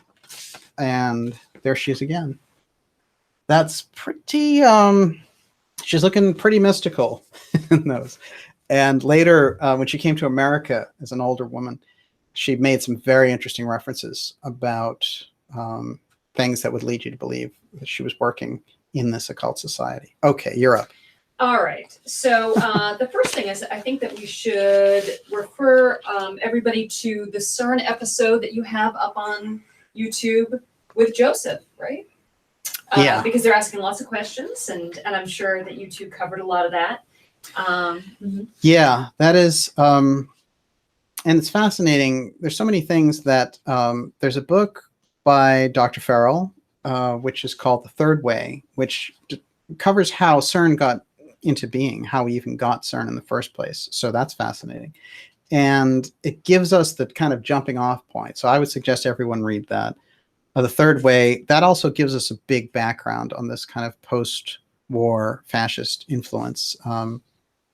And one of the really revealing things in there is that CERN is discovered to be a sovereign entity. So when you have these scientists who go to sue it, basically because they think their experiments are dangerous, and that a lot of the things they're going to bring forward could create like little black holes that would suck in matter, they find that they don't have a leg to stand on because CERN is a sovereign thing. It's like suing a country. So that's quite remarkable. I mean, we're learning all these things about CERN through the deep research of people like Joseph Farrell. And the episode is CERN Apotheosis, but it's part of a series, as you'll see back there, if you look on the channel or on darkjournalist.com. If you're at darkjournalist.com, sign up for the newsletter, because that way you'll stay up to date on the shows we have coming up. Okay, what do you got? Well, William Climate was asking about Alice Springs in Australia. Oh, isn't that interesting? Did you do any research on that? Yeah, well, Alice Springs was named after this is an interesting thing. They thought initially that it was named after the children of the explorer, but later it came out that that wasn't the case. So it was up in the air, Alice Springs, who named it. Why is it called Alice?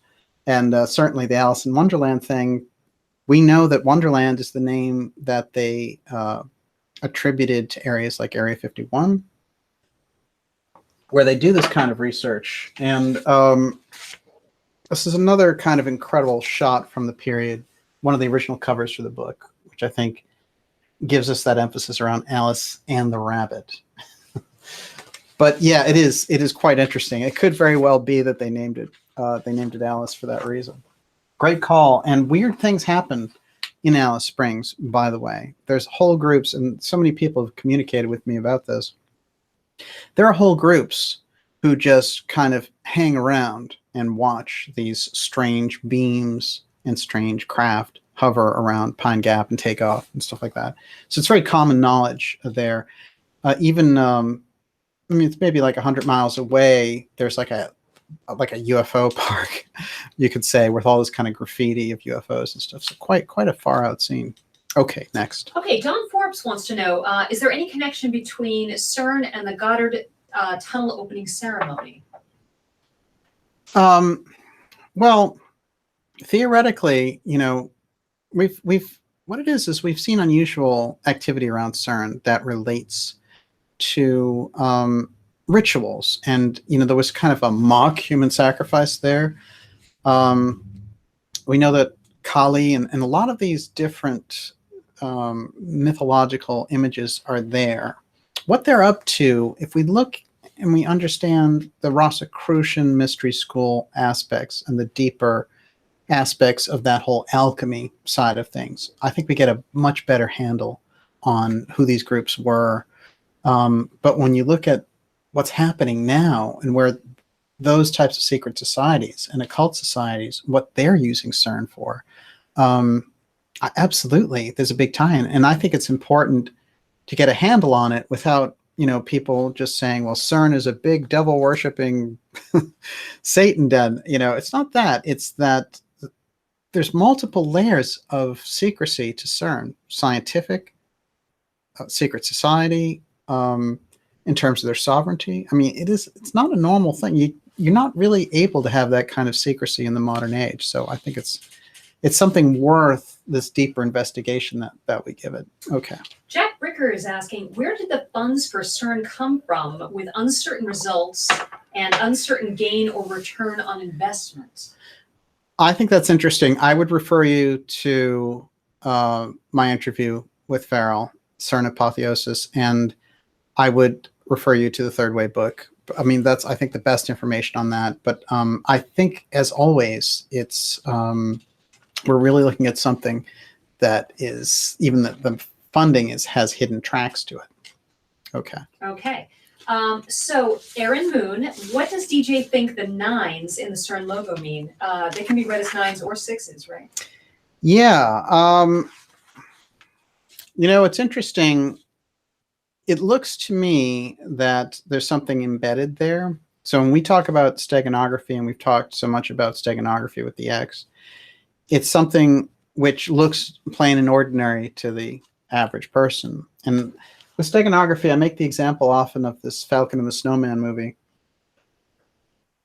which relates to Pine Gap because, you know, Pine Gap is really the kind of hardcore hangout for the Intel Society. That's where they do most of the eavesdropping on the rest of us. And the movie is centered around this guy who gets all this cryptology and information back, and he accidentally gets all this information relating to top secret surveillance of these officials, especially trying to get Gough Whitlam, who's the prime minister, out of power because he wants to get rid of Pine Gap. So what he does is he teams up with his Russian counterparts, and he's selling secrets, basically, because he objects to what the U.S. is doing. It's a true story. But what he does is he places these X's on these telephone poles, and they're indications for those spies who see it to go and meet there, that they're going to have these meetings at such and such a time. But for an average person, they just see an X on a telephone pole. It wouldn't look like anything or be really that out of place even. So that type of thing gets us into understanding steganography and how it works, but in a logo in particular. So we might look at it and be able to project things into it like 666 or whatever. But certainly, I think it's a highly mystical connotation symbol that they're using there. Okay. I don't claim to know what it is. Tom Sawyer's asking, do you know any whistleblowers from CERN? Well, I talk to a lot of people, as you can imagine, as a dark journalist, I talk to a lot of people who have a lot to do with these different types of projects. But I probably, if I was talking to a whistleblower for CERN, I probably wouldn't talk about it publicly because I'd be trying to get information about it. And that's how we always say, you know, when we get these kind of secret space program whistleblower type people and they're like, oh, hey, I'm out here and all the rest of it. When you understand real secrecy and you understand the lengths, and you talk to people like Bill Binney, who was the NSA person who came up with thin thread and the types of things he suffered and the threat of prison and, you know, having a machine gun in his face in the shower, those are real whistleblowers. That's real stuff. The other stuff goes into fantasy entertainment. And but real whistleblowers, it's very hard. Yeah, there's quite a price to pay. Absolutely. So Najat is asking, could the hidden mathematical equations in Alice have formulas that can manipulate time or other supernatural abilities? Well, let's think about Lewis Carroll being one of the top mathematicians of his day. He's also a philosophical major. He's also a great writer. He's also a reverend. He's also the librarian at the University of Oxford. This is very interesting because I've read these different entries by mathematicians who are absolutely obsessed with the math puzzles that he is putting in there throughout Alice in Wonderland. And one of the quotes that he says, you know, earlier I read his quote where he said, you know, I believe that the psychic realm is something we need to understand as a very concrete, because he was part of the Psychical Society at the time. But one of the things that he says is at the end of his life is, I've placed things in there in different meanings using different ideas, using different formats, using different ways to express it. And the reason I did that is because when I was in church, I would see the most simple people becoming incredibly enraptured and just, you know, besides themselves and absorbing this incredible feeling that they were getting from the music.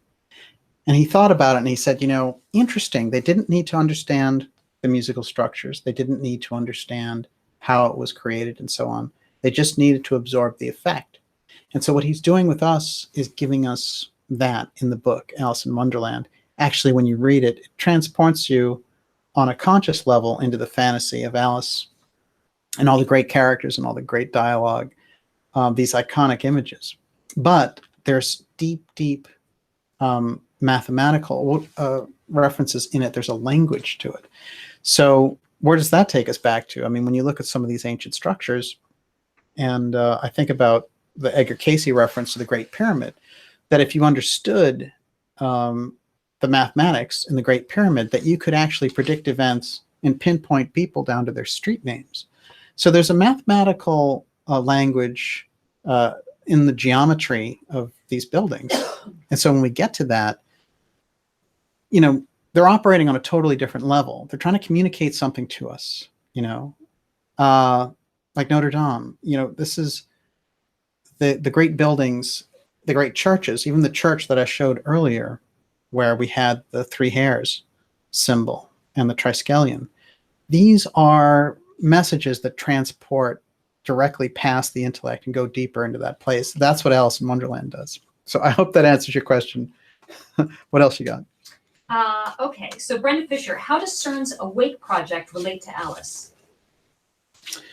I don't know. I know that the Alice project is unusual because it employs, it's kind of a strange offshoot. And for them, when I found out that there are subdivisions inside the Alice project that are called rabbit holes. Now it seems very obvious, but here they are using this incredible imagery of Alice. And, the way that they described it in the name, as I read earlier, was a large, the way that they did it, they didn't have to do it that way because they didn't have to use the word A. They wanted to call it Alice, and they want to call those subdivisions working with it that are setting up that collider.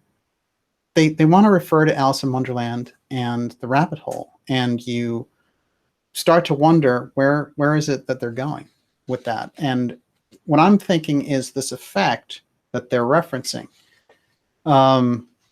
this kind of reality distortion effect in Alice in Wonderland about time and all the rest of it. They know this is their little message among their own community about what it is that they're up to. So when I see the CERN Alice thing, I'm thinking directly about the issues underground that are taking place in Alice in Wonderland and how that's a reality distortion. And also what's interesting when you consider it is, Zanoni, or the coming race, the power of Rill, that's all about underground structures. So here we have a Rosicrucian telling us about the underground in Lord Bulwer-Lytton, bringing this forward. People like Blavatsky and Steiner saying he's an adept, not just an average Rosicrucian, but an adept. And then we have Lewis Carroll, who, he's at Oxford. He's a Rosicrucian, and he's later part of Theosophy. He's talking about the underground. So they're trying to give us a hint there about this. And of course, CERN operating deep, deep underground. David Donaway, do the rabbits always spiral in the same direction in the steganography? That's a great question. From everything I've seen, there's a great book called The Three Hares. One of the guys is a filmmaker. His name is Chapman, and they've gone around the world doing it. I've shown many of their images here tonight. There's probably a few I didn't get to, but let's just take a quick look so we all know what he's talking about again. So yeah,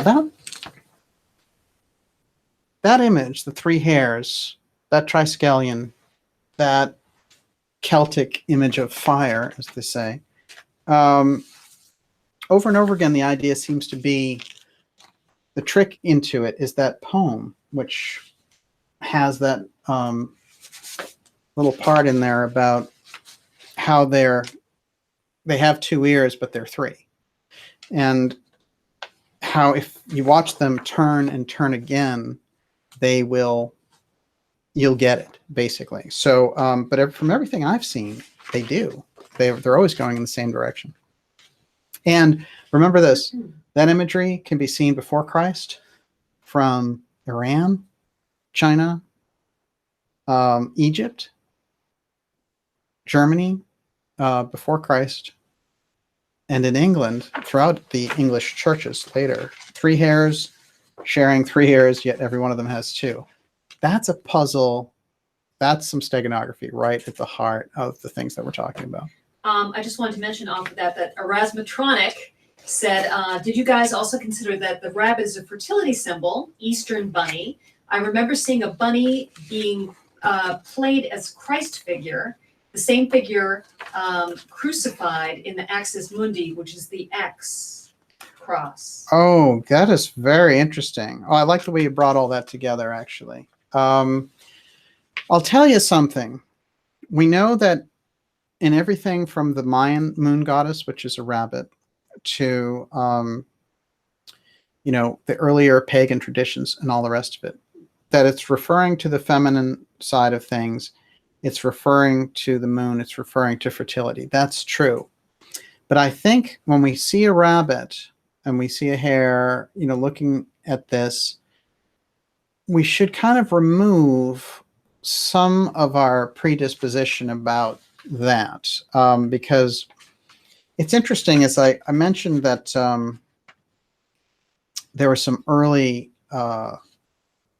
people who really got into this who were Rosicrucians, and one of them was this Basil Valentine, and the 12 keys that he left.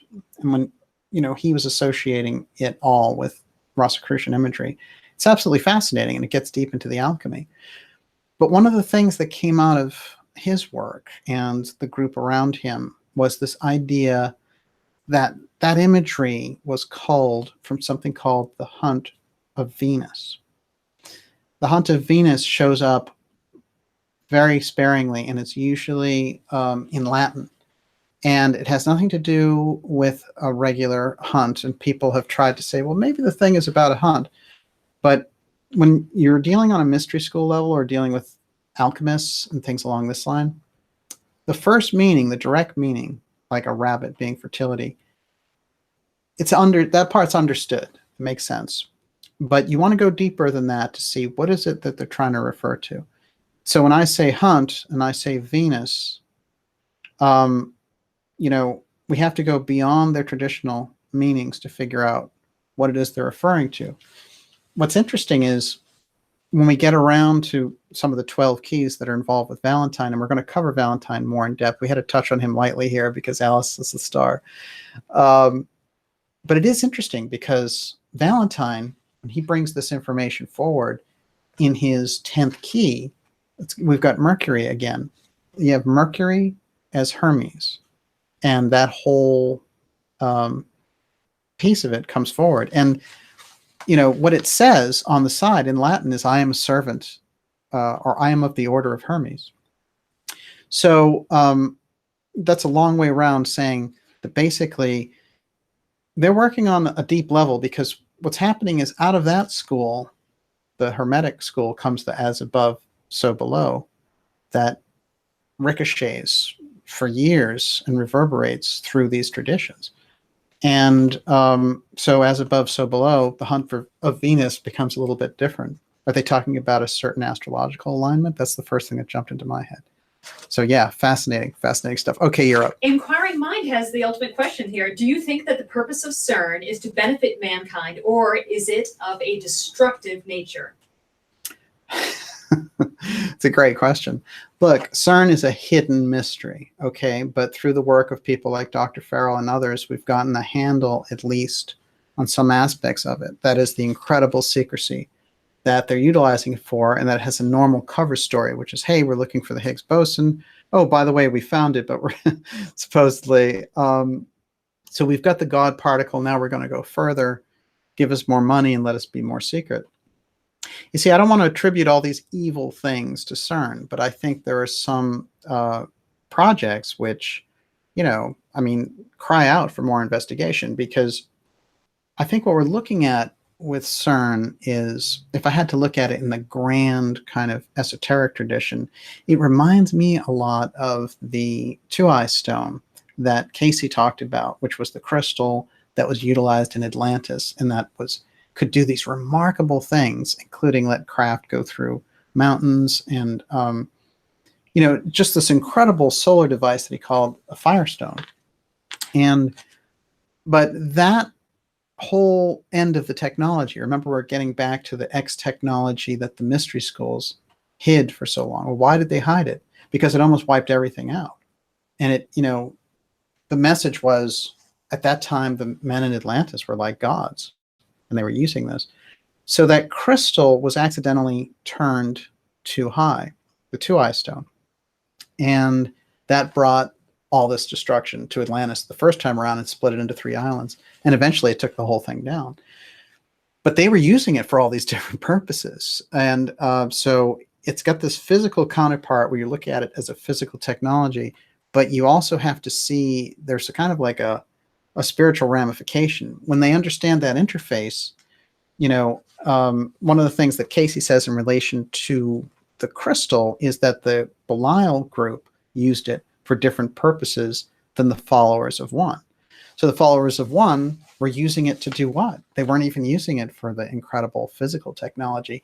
They were using it to interface with spiritual beings. That's what they had developed. So the Belial group, you can understand that type of spiritual technology in their hands. That's what destroyed Atlantis. When you think about CERN, it has that feeling to me of an advanced, reaching into these other dimensions. We started out this episode with Emma Britten. It comes down to a single person, right? She's in the Orphic CIrcle as a girl, she's there for many years, like 5 years almost. But there she is, like 12 years old. They're using her as a somnambulist trance channel to understand the nature of reality. So, she's interfacing with the spiritual realm. For me, CERN, Alice, CERN, they're doing the same thing. They're interfacing with dimensions, a different realm, and they're trying to get information. They're trying to interact with it. So can it be used for traditionally evil purposes? Absolutely. I mean, there's no question about it. I think it's a very suspicious phenomena that's going on. We don't know a lot about it. I think that's a major problem. Okay, Erin Moon is asking, she says, we were wondering if the rabbit hole could be like a wormhole, and Snods88 is asking, is CERN a time machine? I know that the 88 part of that is really funny. Think about it. You got me there. The second one, the time machine one, I think is interesting. What was the first part again? Oh, I erased it already, sorry. No, that's okay. I got the message of it. I just wanted to hear the specifics. Basically, the upshot is this. CERN comes out of the blue as like this program now that they figured out. But we know from our research that who does it go back to? It goes back to them. The Varian brothers. The Varian brothers were in the rad lab with John Trump, who had Tesla's information. And who was the other guy who was there, who was Trump's mentor, was Vannevar Bush. That's the UFO file in a nutshell, right there. That whole group in the rad lab at MIT. The Varian brothers come out of Halcyon, the Theosophical group, which we know well from this program. Who was in charge of Halcyon? In Theosophical terms, it's Master Hilarion. And what does he do, according to Ledbetter, who's one of the main figures of the society? He influences the scientists. Now, for good, because Hilarion is one of these forces, one of the ascended masters that does this. But that's who the whole society of Halcyon is set up under. It's not the other list of ascended masters. It's specifically scientific. So when we get the Varian brothers out of the Halcyon experiment in Theosophy in California, and then they create the Kleistron, and then that becomes the foundation of what we use for deep space radar, and they create the first particle collider and actually sell it in 1939. Here we are 80 years after they created it. And they're doing the experiments with CERN using the Variance technology. It's all mystery school related if you unpack it. It goes back to Theosophy, the Rosicrucians, Halcyon, Anthroposophy, John Keely's work.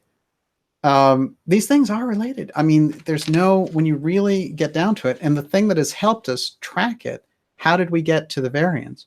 It was through the X Steganography that came out of the hidden programs of technology, of advanced technology that we ran across that went black and then showed back up with the X. No, we're deep on the trail here. There's no question. Okay, you're up next. Okay. Olivia, you're doing a killer job with the questions, by the way. I mean, I think I have more questions tonight than I've ever had before. Fantastic. So Grant Alexander wants to know, what secret society has the most info on ET and UFOs? Well, it's a great question. I would think that the more advanced groups, it's interesting because any group that goes back to Egypt and Atlantis, all those mystery schools that harken back to that tradition, there's an echo of what happened back there, because there's no doubt there were off-world civilizations involved. If you look at the information from this point of view. Now, I think when you look at things like the UFO file, it's apparent there's an off-world civilization in the stuff that they're recovering, but there's something else in this X technology thing, and I think it comes from this interaction with the mystery schools.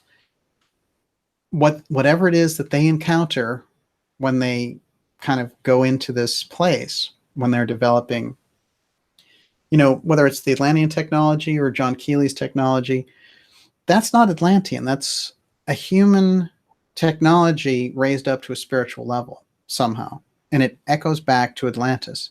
So in a way, the groups that have information about Atlantis have far more information than anything about ETs, because one thing that we have to remember is that inside of humanity, we have the links directly to access this kind of spiritual higher realities. I mean, that's the message of the mystery schools.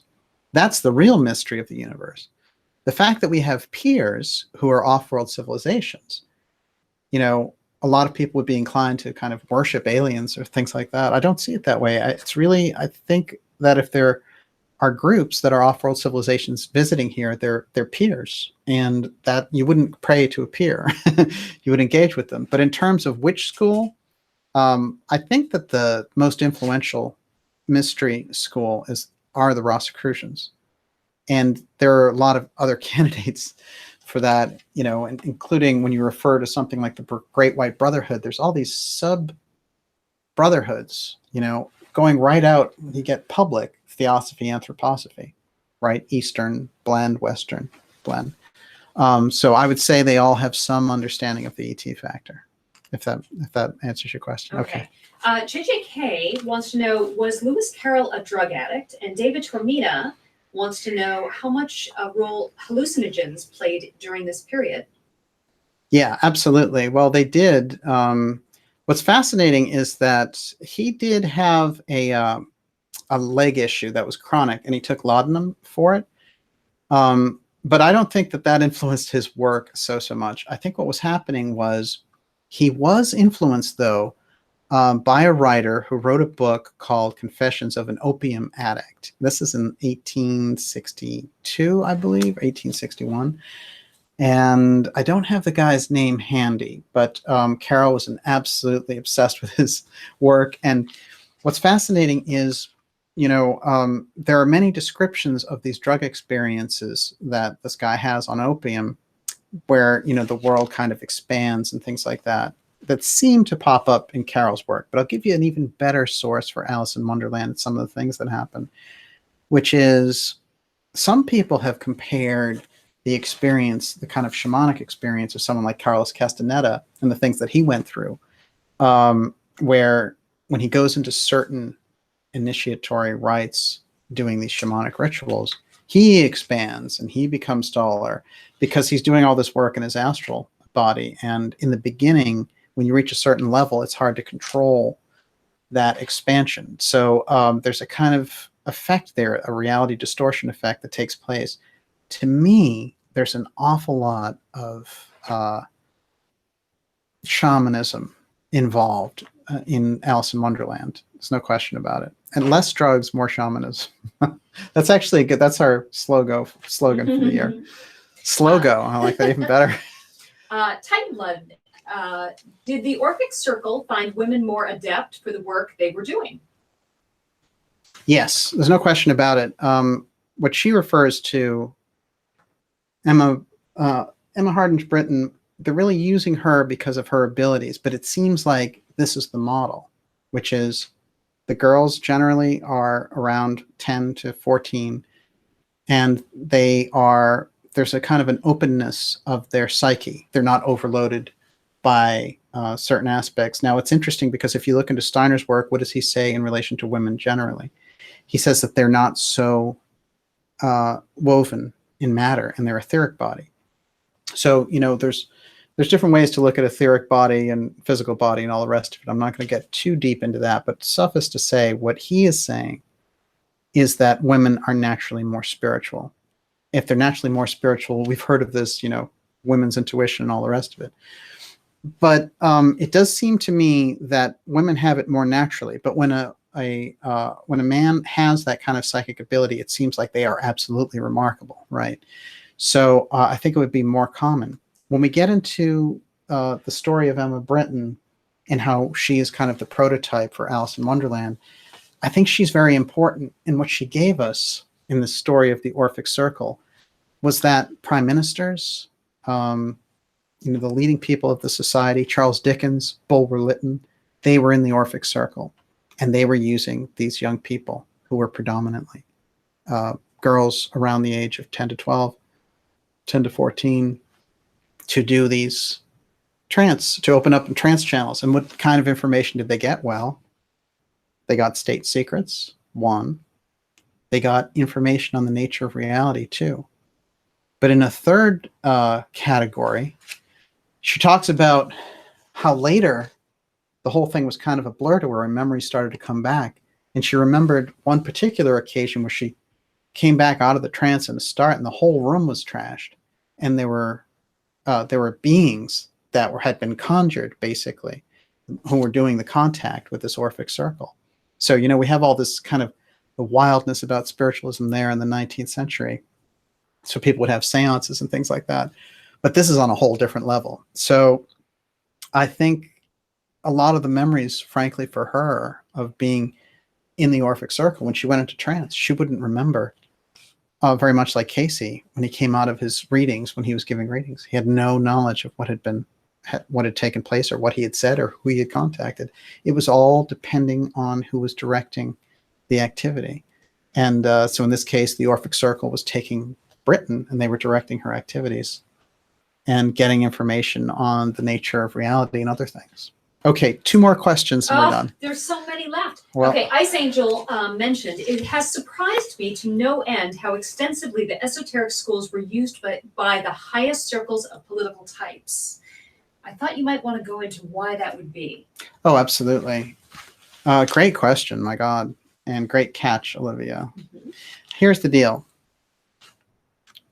Let's look at our modern-ish era and look at the connection of Jean Dixon with Nixon. She was so close when they were doing research for the 9/11 Commission, trying to figure out things about terrorism task force. They ran across the interesting fact that Jean Dixon had visited or spoken on the phone with Nixon over 80 times during his tenure. I've made the remark that Jean Dixon, who's known as the psychic astrologer from the 60s and 70s, at that point was probably the most powerful woman on the planet because she was influencing the decisions of the president. So there is this tradition. Now, what's interesting about Dixon? When did she start doing this? Well, it's well recorded that she started giving her psychic intuitive advice about Russia and World War II and Germany to FDR, even telling him how long he'd have to live so he could plan out what he was doing properly. Edgar Casey was brought in by Woodrow Wilson to help formulate the famous 14 points about the League of Nations and things like that. This tradition of, look at Rasputin, and if you think about the whole impact that he had on the Tsars, this is a tradition that goes back a long ways. And I think what happened over time is they try to discourage the public from looking into the psychic aspect, but they kept it going on their side. And the great breakthrough about the Orphic CIrcle, which again was just rumored and nobody really knew anything about it, when Emma Hardinge Britten comes forward and tells us about the Orphic CIrcle, who do we find inside of it? Benjamin Disraeli, who becomes prime minister. Bulwer-Lytton, who was a member of Parliament and this incredibly influential author. Charles Dickens. Let's think about that.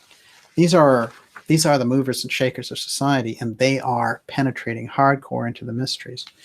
And I had probably a quote from her on this.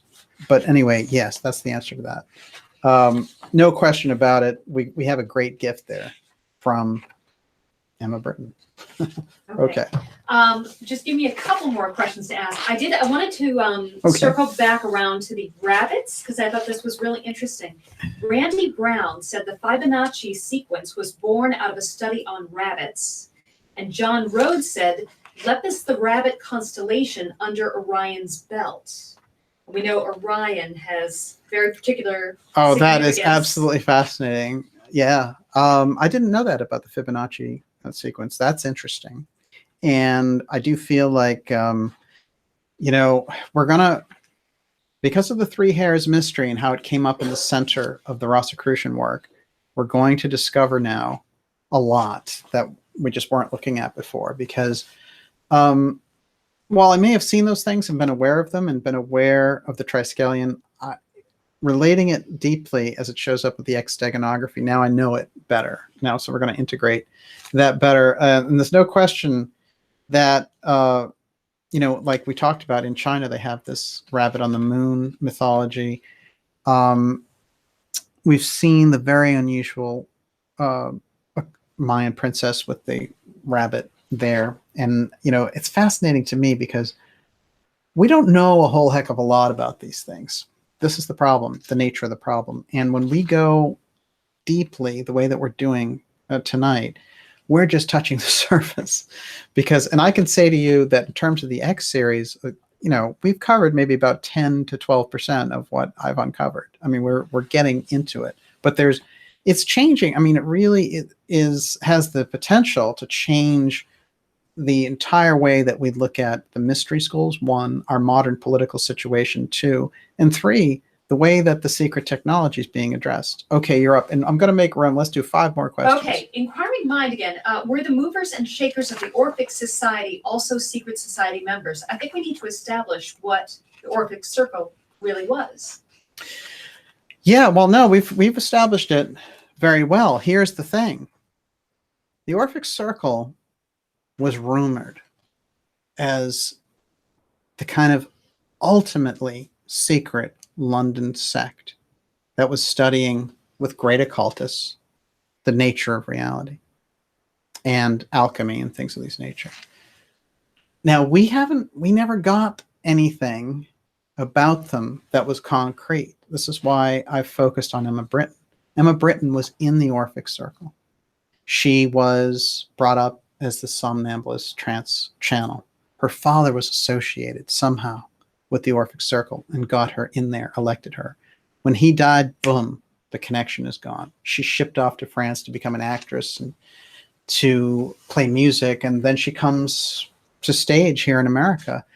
And, she becomes a great medium here, but she starts to remember that whole thing about the Orphic Circle. And she doesn't make the whole book about the Orphic Circle. It's a little aside, but it gives us great idea. So there's a few people who've looked into the Orphic Circle, and they're starting to find those connections. And what we've done is created a map of everyone who would be associated around the Orphic Circle. And if that comes into some kind of a form where I feel like it's at least semi-finished, we're going to bring it out on one of these shows. But let's think about what they were part of. You have people in the era like Queen Victoria, who is close friends with Lewis Carroll. We have Lewis Carroll being associated in these circles. People like Dickens, Bulwer-Lytton, the Rosicrucian connection. There's a part of the Oxford Library called the Ashmolean aspect, and it is this incredible record of documents that were left behind there by someone who was a deep Rosicrucian. And he wrote one of these books about the Kabbalah back then.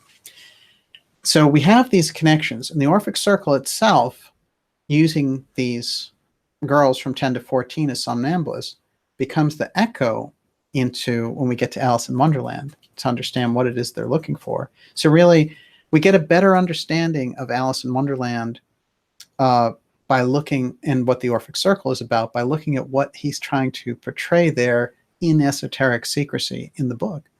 So when we get her encountering these time problems, that's what I focus on, because time is always standing still in this environment, as we've seen. He's always looking at his pocket watch, the White Rabbit, and there's always these conversations about very unusual things, like we've talked about the Mad Hatter killing time, and it's always 6 o'clock and all the rest of it. This, I think, gets us closer to what it is the mystery schools. There's a timeless aspect where kind of time stands still. And, this is a part of the mystery that they're trying to convey to us on a deeper level. But I also think that they relate that there are dangers involved with it, which is why when we talked about, and I often go back to Annie Besant hiding Keely's research, because she's worried about something. They hide it away in Theosophy. And Keely, the work, what was it that he was trying to create? He was trying to create basically an esoteric motor, right? A motor that would run on psychic force. So we're getting deeper into what this is all about, for sure. But I do think it's fascinating. When you get into the Orphic CIrcle, there's a lot to explore, but the good place to start is her autobiography, which we started on here. By the way, her book Ghostland contains all sorts of information about the Orphic CIrcle. For me, the only hardcore information that we have is that the Orphic CIrcle existed in this period. We're talking about, I'd say, between 1830 and onwards in the 19th century. What it morphed into and became is a good question. Is it still around today? Is a good question. But certainly the period that it's active there is all through the 19th century. And by the time we get to Theosophy and Anthroposophy, we have Rudolf Steiner saying what? Well, the mystery schools had a battle because in 1840, scientific materialism was going to take over. They had to engage this question. And what he says actually is interesting because there's so many mystery schools, but he says it's 14 people who come forward and change the paradigm of the whole thing by letting information out. And what they do starts the spiritualism craze with people like the Poughkeepsie Seer, Andrew Jackson Davis, and the Fox sisters, which starts this craze. It's like an experiment from the mystery schools. Can we teach these things to the public? So we need to come at it from that level, I think, if we're going to get a handle on it. By the way, you're watching Dark Journalist. It's great to have everyone here. What an amazing crowd and fantastic questions. I want to recommend that everyone go to darkjournalist.com right now and sign up for the newsletter. This is the way we're going to keep in touch. We know the platforms of social media are so unstable. One day you're there, the next minute your image has been monetized by Google. And we don't monetize the channel, as you might have realized. Don't run commercials or anything like that. I don't want to waste your time. You don't want to waste mine. But I do recommend that you get in there and support the show, support the newsletter, and get behind the channels that are really good. GizaDeathStar.com, fantastic information that Joseph Farrell brings forward. Solari.com, Catherine Austin Fitz had a great interview with today. And also, ForbiddenKnowledgeTV.net, these incredible people and forces that we need to get us the information. Okay, back to the questions. John K., could Alice in Wonderland been also used as a teaching text for occult members? Absolutely. I mean, yes is the answer. And Alice in Wonderland is consciousness raising, it's consciousness changing. It does have the wonderful effect of being a young person's book and expanding young person's mind and letting their imagination lock in. But, I've seen a lot of children's books over the years, and Alice in Wonderland really, I think, is the remarkable standout of the whole batch. It's got so many interesting flavors to it, and I didn't really understand till I looked into the fact that he was such an incredible mathematician who was obsessed with the fourth dimension. That's how this stuff started to make sense, and there's that scene, right, Olivia, where the cup is going round and round the table and it can't be stopped. That's a very mathematical equation thing that he's leaning on there. And also that question they ask at some point where Alice gets asked, she says, "Can you help me? I'm lost." He says, "Where are you going?" And she says, "I don't know." And he said, "Well, I can't help you. Then it doesn't matter which way you go," actually is what he says. And that's interesting to me because those are deep mathematical symbols that he's conveying there.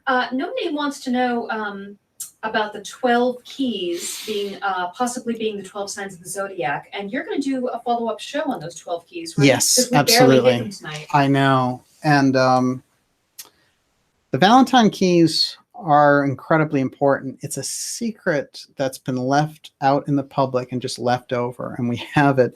and they are so unusual. And talk about putting you into an altered state. I mean, you don't need drugs or anything. Just look at those keys, just put you in a different place. But I would say that they are compelling. They do come right into this. And by the way, they come right into the heart of the three hares information also, and that information about the hunt of Venus.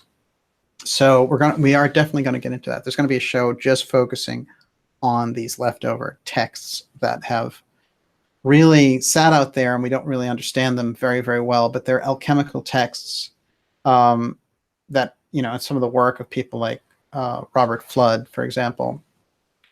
I don't think that we have a good handle on what that tradition was about, to be honest with you. And it's not to be arrogant. It's just to say that I think that a lot of things were missed, at least in the literature that I've seen on it. Okay, fantastic. Okay, we'll finish on this. JJK is asking, so all the signs and symbols, clues or exclusion for the masses, and Bokrills says, Daniel, are they writing the books because of the supposed rule that if they tell us what they plan before they do it to us, and we do nothing, then it is us agreeing to the plan, or is it insiders trying to help? Well, that's really interesting. You really have a handle there on both, because there's no question that there are insiders. The only reason that these mystery schools feed out this information publicly, in my opinion, in the grand scheme of things, is to help the culture rise. Now, some of the more kind of pernicious groups put information out to communicate with each other, and also some of the rules that you're talking about, where they have to announce some of what they do before they do it. I don't think we should get too hung up on second guessing what they are. I think what we can do is understand that in general, the idea of the mystery schools is this. There are there's three different types of groups fundamentally. There are groups that are dedicated to the advancement of humanity. There are groups that are dedicated to the advancement of the people they serve. And there are groups that are leftovers who just know how to keep secrets and actually don't know what to do with them. And I will tell you that that category comes up a lot, and it is neither one nor the other. But Steiner and C.G. Harrison, who I think have provided the most blow-by-blow texts on the battle of the mystery schools, back and forth, tell us this, which is that they associate the left and the right, sometimes called the brothers of the left and the right, but brothers and sisters. And the left being the group that is in it for themselves and the people they serve. And the right, these have no political connotations. And the right being those who are most compelled to work with developing humanity. Groups like the Great White Brotherhood, which are well known in this kind of esoteric world. But this other group hanging out in the middle that just has kept all these secrets, and that's what they're good at. Their job is to just keep the secret, and their aim is a little bit maybe lost over time. That group I find very interesting, because I think things slip out of those groups very often. But I also want you to understand the idea when we talk about this. From what I can see, the mystery schools need us as much as we need their wisdom, because this is something that Gurdjieff talked about, which is that a teacher can't move up to the next level until he's elevated someone to the space that he's at. So there is this law. Let's look at that law. That's a little more compelling, I think. Okay, fantastic question. Great questions tonight. Amazing people out here, and I am impressed. Indiana Joe, sorry. Alice in Wonderland is out there. Hey. Now we're talking. We could have had her on as a guest. Ice Angel, terrific to have you out there. And I really like seeing everyone show up for the show. You're watching Dark Journals. I am going to take a couple more questions because I think everyone's on a roll. Okay. And then we'll wrap it up in a couple minutes. Eric Ackerley wanted to know, could we get a suggested reading list from DJ, maybe for the next week, kind of homework for those who want to do some further study? Love X. Haven't missed one great show. Well, this, thank you very much. I really appreciate that. The autobiography of Emma Britten, there are versions of it online. I like actually getting the book and reading it, spending time with it. That's a fantastic book. I do feel that, you know, Cosmic Memory by Rudolf Steiner gives us an idea of what it is they might be hiding with the X Steganography and that advanced technology angle. Joseph Farrell's Third Wave book, excellent. If you want to know anything about CERN and the post-war Nazi International. There's also a great section in there on McCarthy, which I think is fascinating also. So yes, that would be my suggestions from this. And you're up with your last question, Okay, Olivia. choose thou wisely. Okay, get ready. This is heavy. So Matt Murtaugh says, does Steiner or other authors say that reading the literature improves your progress? And JJK is asking, what did Steiner actually define as progress? Oh, those are great. Mm-hmm. Wow. Well, I'm glad we waited. Absolutely. What it is, you know, reading the book can't do it on its own. It's the application of the knowledge, and it's creating a center, a magnetic center that starts to magnetize the type of information that you want to advance with. So if I'm reading all these Eastern texts, you know, like Yogananda or Autobiography of a Yogi, that's one of the Eastern ones I say. My favorite. There you go. That would be one you introduced to me. I would say that it creates a certain effect and a certain feeling.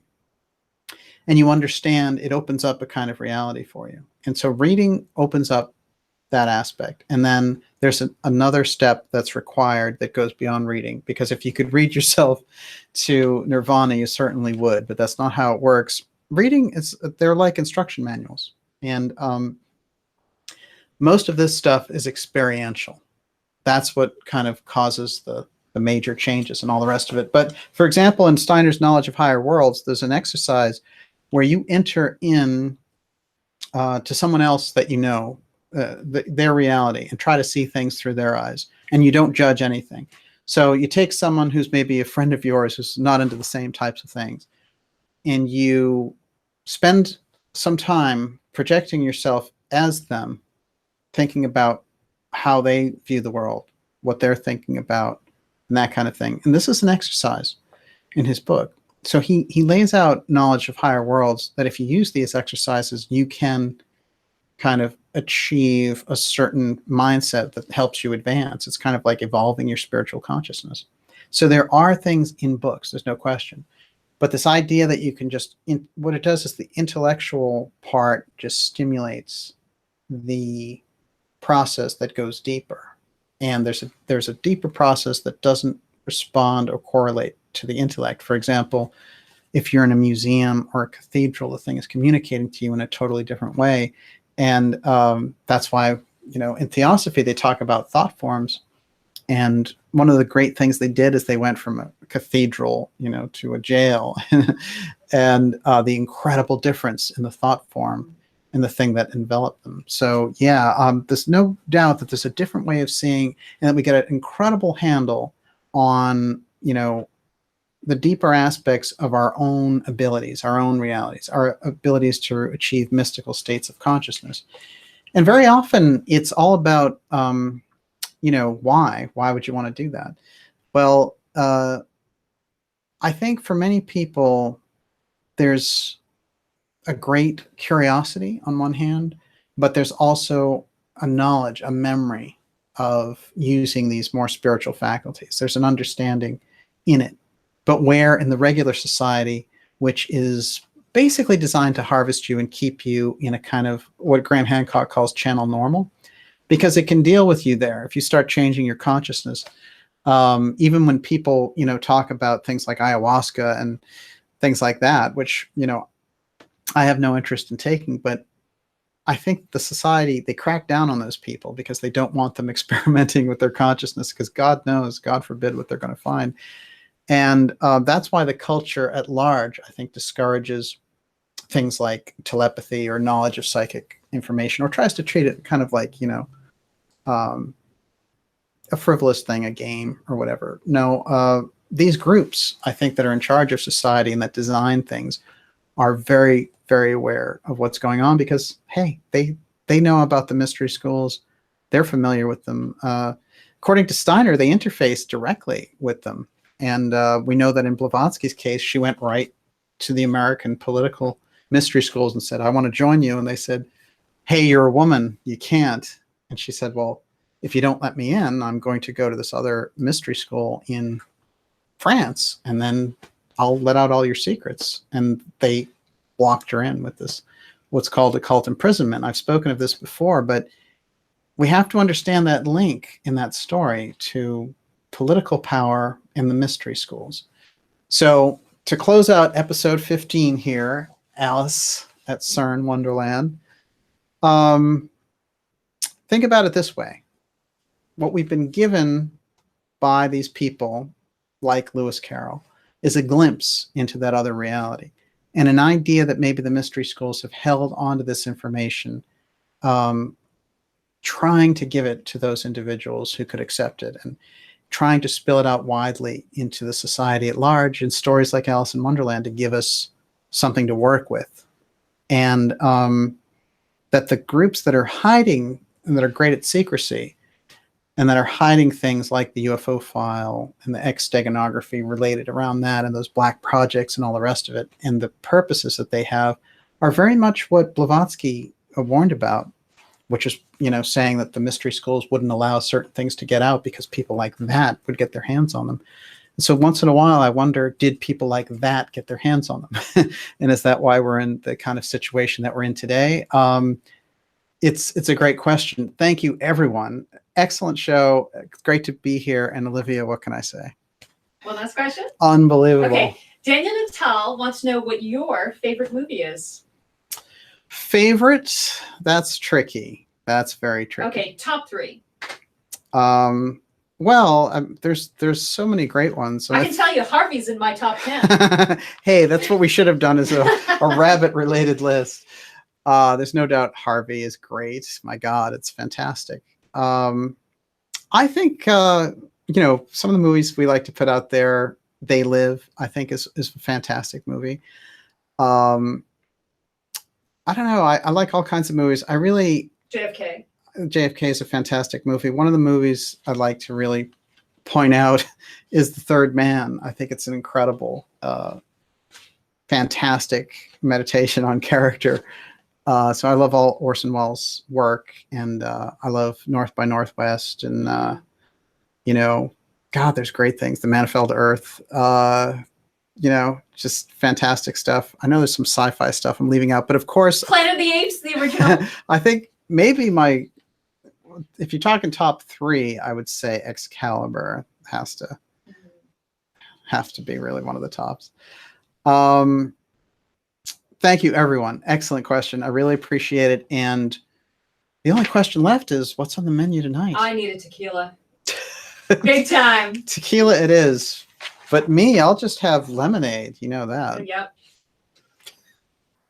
Thank you, everyone. It's great to see you. And we will be back. Actually, next Friday, we are going to have a incredible recorded interview, which I'm going to do with Catherine Austin Fitz for Friday. And then on Wednesday, July 4th, part 16 of the X series, be here. We're going to be here at 4:00 Eastern on July 4th. And I'm going to be looking forward to it. And, we didn't get to all the questions on CERN. There are so many of them. Rest assured, we will address that issue again. We're going to have a big show on CERN coming up. There's no question. It has to be addressed. There's no doubt about it.